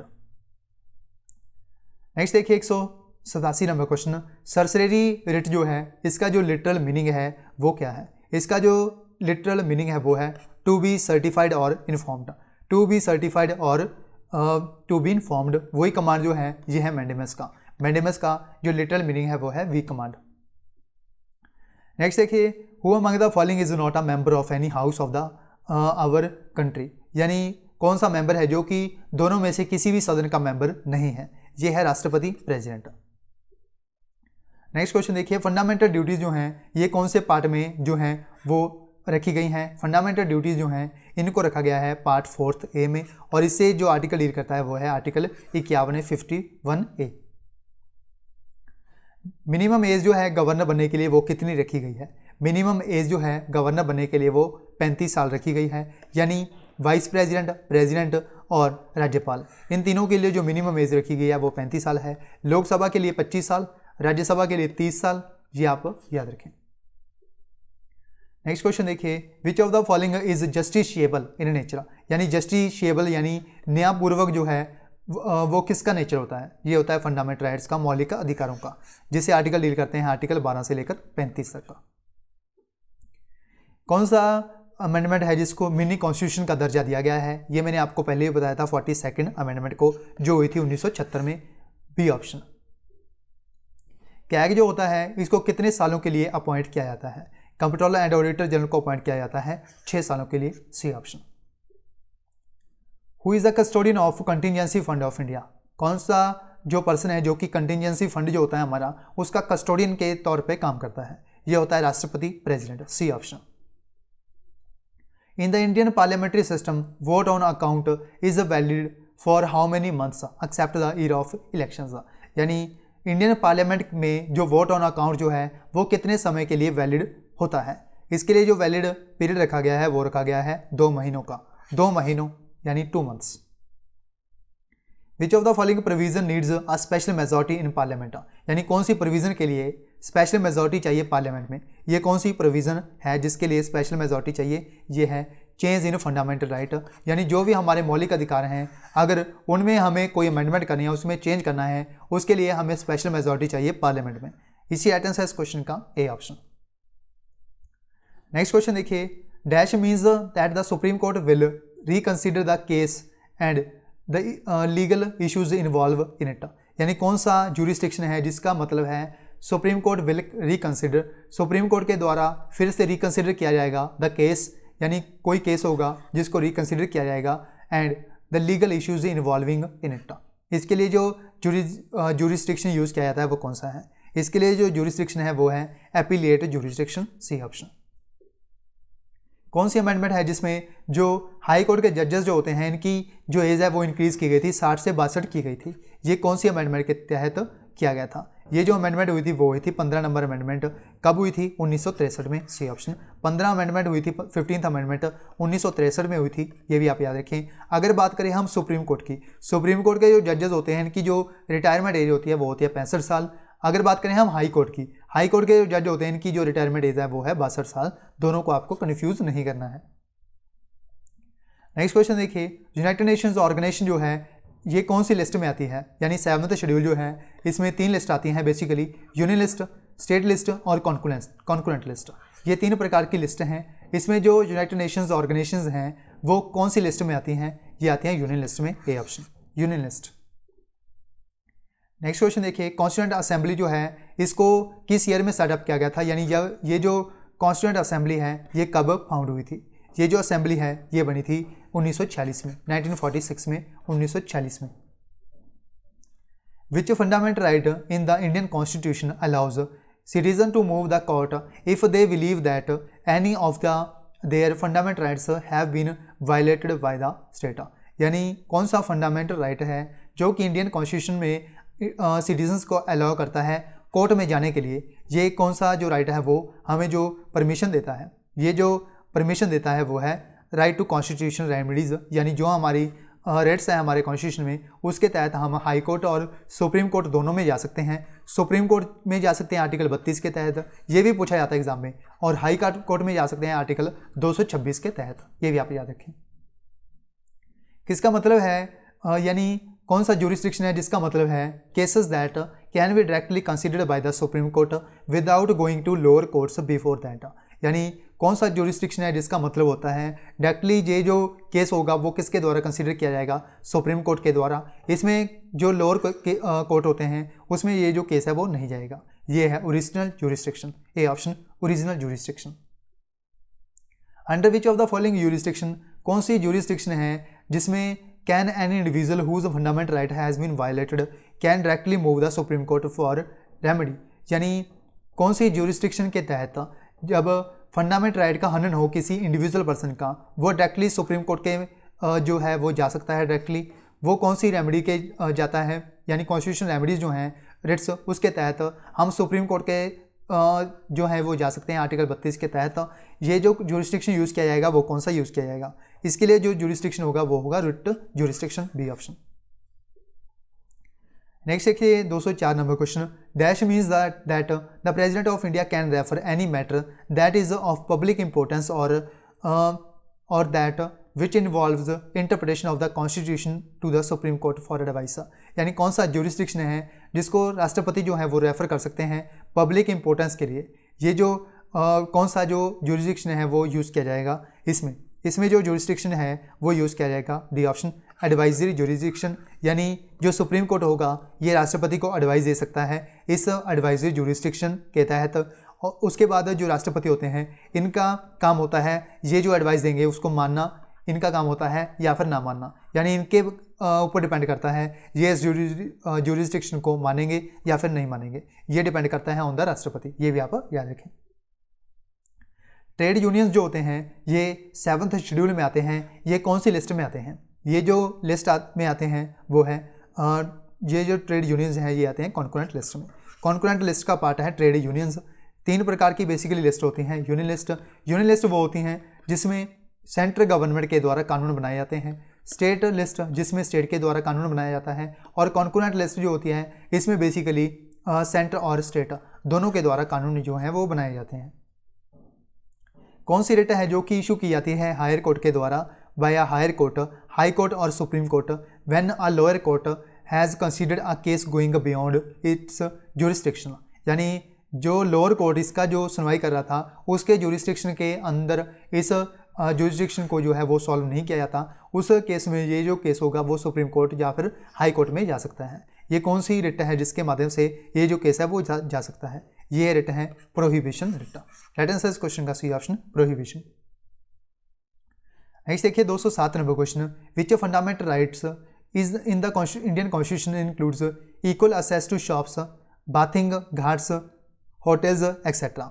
यानी कौन सा फंडामेंटल राइट है इंडियन कॉन्स्टिट्यूशन में जिसमें इंक्लूड किया जाता है equal access to shops, bathing, ghats, hotels etcetera? इसके लिए जो फंडामेंटल राइट यूज़ होता है वो यूज़ होता है C option, right to equality, यानी समानता का अधिकार यूज़ होता है इसमें, जिसमें इंडियन जो शॉप्स वगैरह होती हैं इसमें इक्वल असेस करने का अधिकार होता है।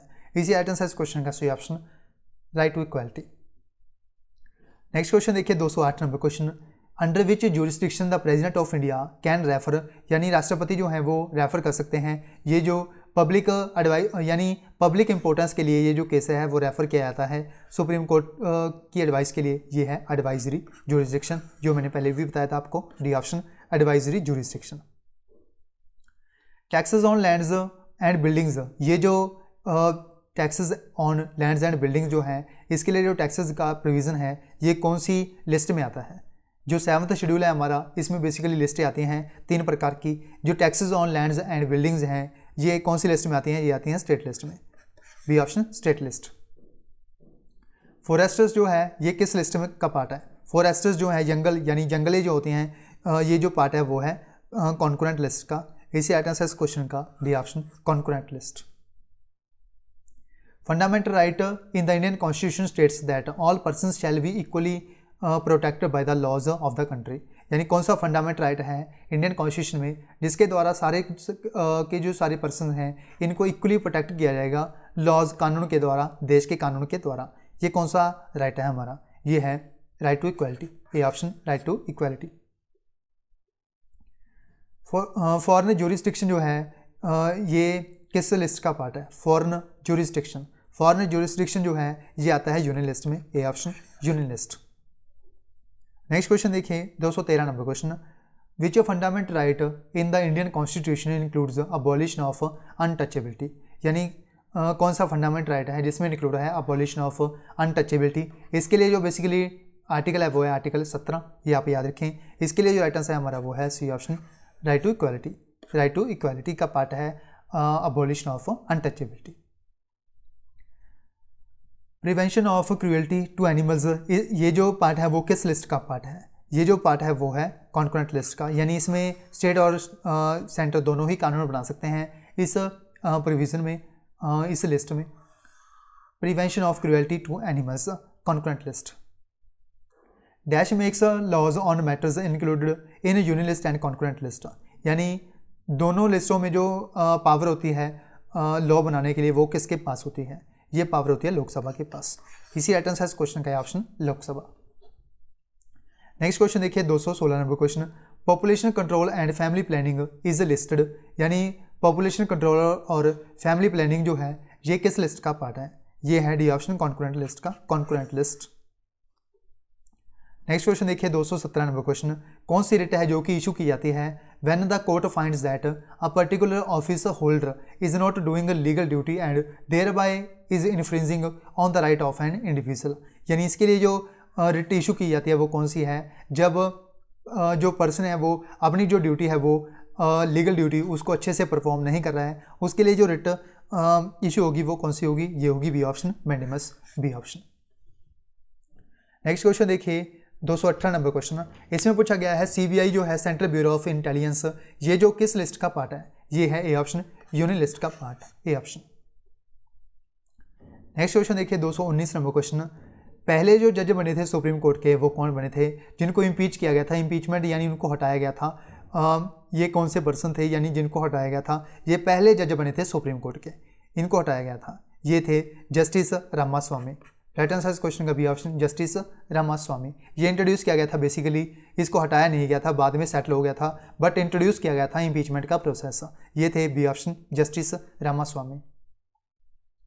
220 नंबर क्वेश्चन देखिए, यूनिफॉर्म सिविल कोड जो है इससे जो आर्टिकल डील करता है, पहले तो आप ये जानिए डीपीएसपी का पार्ट है यूनिफॉर्म सिविल कोड, इसके लिए जो आर्टिकल डील करता है वो है article 4444, C option article 44। Next question देखिए 221 नंबर क्वेश्चन, कौन सा पैनल है जो कि गवर्नमेंट ऑफ इंडिया के द्वारा सेटअप किया गया था सुजेस्ट करने के लिए total D control of the sugar industry? इसके लिए जो पैनल था वो सेटअप किया गया था, वो कौन सा पैनल था? ये था Rangarajan panel, Rangarajan panel, D option. Next question देखिए, पहली महिला जो प्राइम मिनिस्टर बनी थी पूरे विश्व की वो कौन बनी थी? पहली महिला जो प्राइम मिनिस्टर बनी थी वो बनी थी श्री मावो बंदर नायके, ये बनी थी श्रीलंका की, ये भी आप याद रखें। श्रीलंका की पहली महिला बनी थी, पूरे विश्व की बनी थी बेसिकली ये श्री मावो बंदरनायके, और ये किस देश की बनी थी, ये बनी थी श्रीलंका की, ये भी आप याद रखिए। नेक्स्ट क्वेश्चन देखिए 223 नंबर क्वेश्चन। मार्च 2019 में एक बिल पास किया गया था social media platforms and interpreter and mobile association of India. ये प्रेजेंट किया जाएगा इलेक्शन कमीशन ऑफ इंडिया के द्वारा। ये किसके द्वारा जो है वो प्रेजेंट किया जाएगा, इसको प्रेजेंट करेंगे वॉलेंट्री कोड ऑफ एथिक्स के लिए। इसीलिए राइट आंसर इस क्वेश्चन का C option, voluntary code of ethics. Next question देखिए 224 नंबर क्वेश्चन। 1978 में जो अमेंडमेंट हुई थी, कौन सी अमेंडमेंट हुई थी जिसमें एलिमिनेट किया गया था right to acquire, hold and dispose of property. ये फंडामेंटल राइट का दर्जा था पहले, इसको बाद में इसको लीगल राइट का दर्जा दिया गया था। ये कौन सी अमेंडमेंट हुई थी जिसके माध्यम से इसको फंडामेंटल राइट के से लिस्ट से बाहर किया गया था राइट टू प्रॉपर्टी को। ये जो अमेंडमेंट हुई थी वो कौन सी अमेंडमेंट हुई थी, ये हुई थी 44th अमेंडमेंट। ये कब हुई थी, 1978 में हुई थी। 225 नंबर क्वेश्चन देखिए, कौन से पार्ट में लोकेटेड है, यानी कौन से पार्ट में आता है सेंट्रल स्टेट रिलेशंस जो है वो मेंशन है, वो कौन से पार्ट में मेंशन है, ये मेंशन है बी ऑप्शन पार्ट 11 में। इससे जो आर्टिकल डील करता है वो है आर्टिकल 245 से लेकर 255 तक का पार्ट 11। पहली महिला जो चीफ जस्टिस बनी थी किसी भी हाई कोर्ट की, वो कौन बनी थी, ये बनी थी लीला सेठ।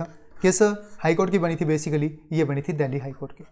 दिल्ली हाई कोर्ट की पहली महिला बनी थी, ये पूरे इंडिया की पहली चीफ जस्टिस बनी थी महिला लीला सेठ। और ये किस हाई कोर्ट की बनी थी, दिल्ली हाई कोर्ट की बनी थी। लोक अदालत जो है ये किस एक्ट के अधीन इसको सेटअप किया गया था, क्रिएट किया गया था लोक अदालत को, इसको सेटअप किया गया था लीगल सर्विसेज अथॉरिटी एक्ट के तहत। इसी राइट आंसर इस क्वेश्चन का A option. Right to move freely throughout the territory of India is a fundamental right under, यानी right to move freely throughout the territory of India, ये जो आता है वो किस आर्टिकल के तहत आता है, ये आर्टिकल है article 19 article C option. Next question देखिए 229 नंबर क्वेश्चन।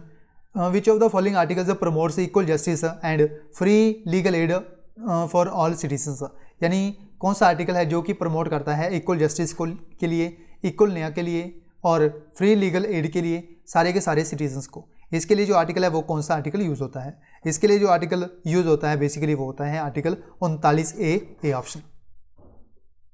नेक्स्ट क्वेश्चन देखिए 230 number question. The dash was the group of 7 members of parliament from United Kingdom UK constituted to suggest constitutional reforms for British India, यानी कौन सा commission था जो कि British India के द्वारा बिठाया गया था। 7 मेंबर्स का ये बेसिकली ग्रुप था, पार्लियामेंट के द्वारा बनाया गया था यूके के द्वारा, जिसको कॉन्स्टिट्यूशन रिफॉर्म के लिए बनाया गया था। ये जो कमीशन था वो कौन सा था, ये था Simon commission, A option. Next question देखिए 231 नंबर क्वेश्चन। इसमें पूछा गया है इन केस ऑफ डेथ हो, यानी अगर राष्ट्रपति की डेथ हो जाए या फिर वाइस प्रेसिडेंट जो हैं वो भी पोजीशन पे ना हो, उस समय जो राष्ट्रपति की जो ड्यूटी है वो किसके द्वारा परफॉर्म की जाएगी। इसकी जो ड्यूटी होगी वो परफॉर्म करेंगे चीफ जस्टिस जो हमारे सुप्रीम कोर्ट के होते हैं। इसी आइटम से इस क्वेश्चन का D option. Who was the prime minister, यानी उस समय जो प्राइम मिनिस्टर कौन थे इंडिया के जब इमरजेंसी डिक्लेयर की गई थी इंडिया में 1975 से लेकर 1977 तक का, उस समय जो इंडिया के जो प्राइम मिनिस्टर थे वो थे A option Indira Gandhi, Indira Gandhi A option. Next question देखिए डैश कॉन्स्टिट्यूशन अमेंडमेंट, कौन सी कॉन्स्टिट्यूशनल अमेंडमेंट एक्ट था जो 2002 में किया गया था, जिसमें free and compulsory elementary education जो है सारे के सारे बच्चों को दी जाएगी। ये कौन सी अमेंडमेंट हुई थी, ये हुई थी कौन सी, ये थी 86 अमेंडमेंट हुई थी। कब हुई थी, 2002 में हुई थी, 2002 में। नेक्स्ट क्वेश्चन देखिए 234 नंबर क्वेश्चन। किसके द्वारा डिसाइड किया जाता है on the issue related to the disqualification of a member of the Lok Sabha under 10th schedule, यानी जो 10th नंबर शेड्यूल है इसमें जो लोकसभा में जो मेंबर्स होते हैं ये डिस्क्वालिफिकेशन जो है वो डिसाइड कर सकते हैं, ये किसके द्वारा जो है वो डिसाइड किया जाता है। ये जो डिसाइड करते हैं वो करते हैं B option speaker, B option speaker. Next question देखिए 235 number question. The power to summon the houses of the parliament is vested with the, यानी किसके पास पावर होती है समन भेजने के लिए हाउस ऑफ पार्लियामेंट को। ये जो पावर होती है बेसिकली किसके पास होती है, ये होती है राष्ट्रपति प्रेसिडेंट के पास, डी ऑप्शन। नेक्स्ट क्वेश्चन देखिए 236 number question. Which of the following countries has the largest parliament in the world, largest parliament जो है पूरे विश्व में वो किस देश की है। ये जो सबसे बड़ी जो पार्लियामेंट है वो है चाइना की, सी ऑप्शन चीन, चाइना।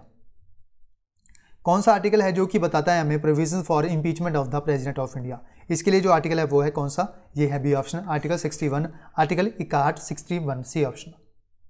नेक्स्ट क्वेश्चन देखिए 238 number question, what is the term, यानी टर्म जो होती है elected representative of a gram panchayat, इसका जो टेन्योर होता है वो कितने टाइम का होता है। इसके लिए जो टेन्योर होता है वो होता है 5 सालों का, 5 ईयर्स का, सी ऑप्शन।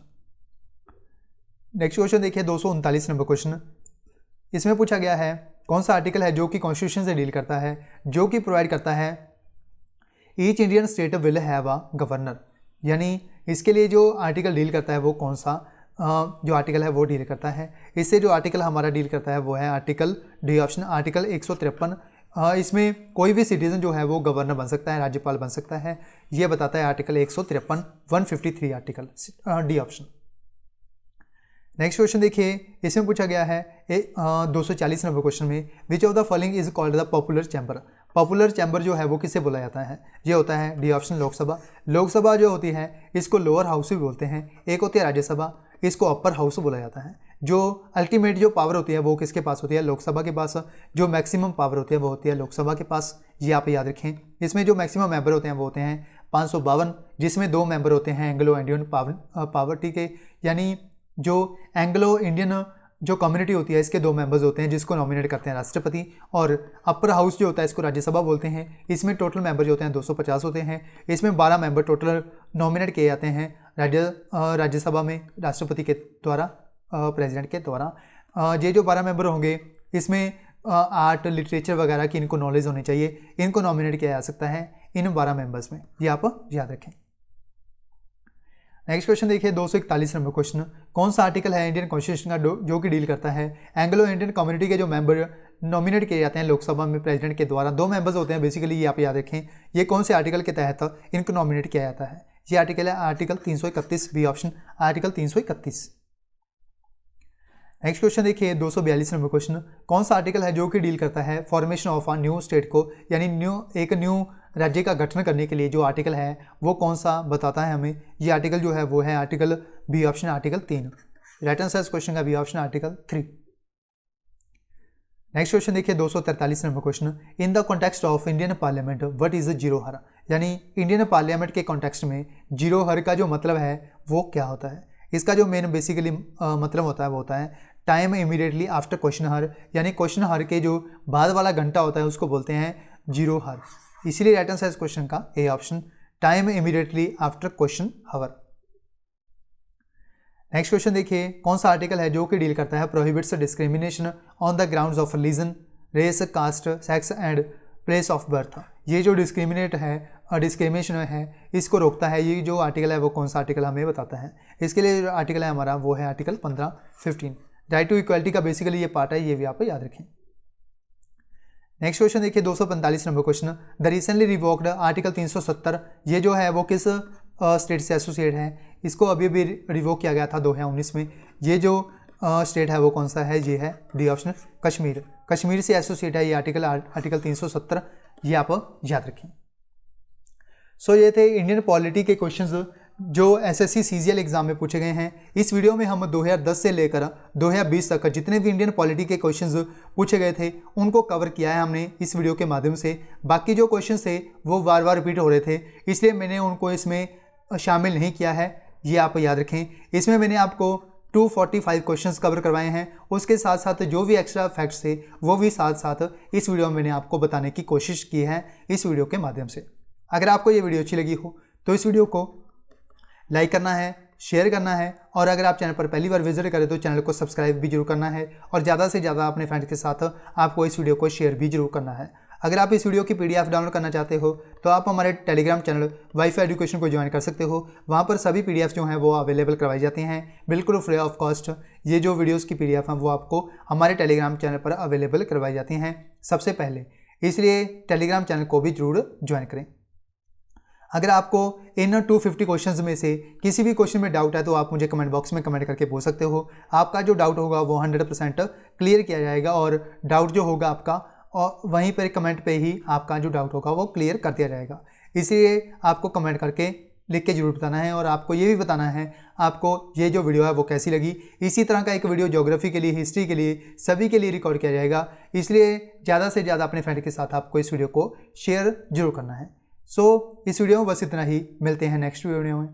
अगर आपको ये वीडियो अच्छी लगी हो तो इस वीडियो को लाइक जरूर करें और चैनल को भी सब्सक्राइब जरूर कर लें। So thanks for watching, take care, good bye, God bless you all, keep supporting wifi education.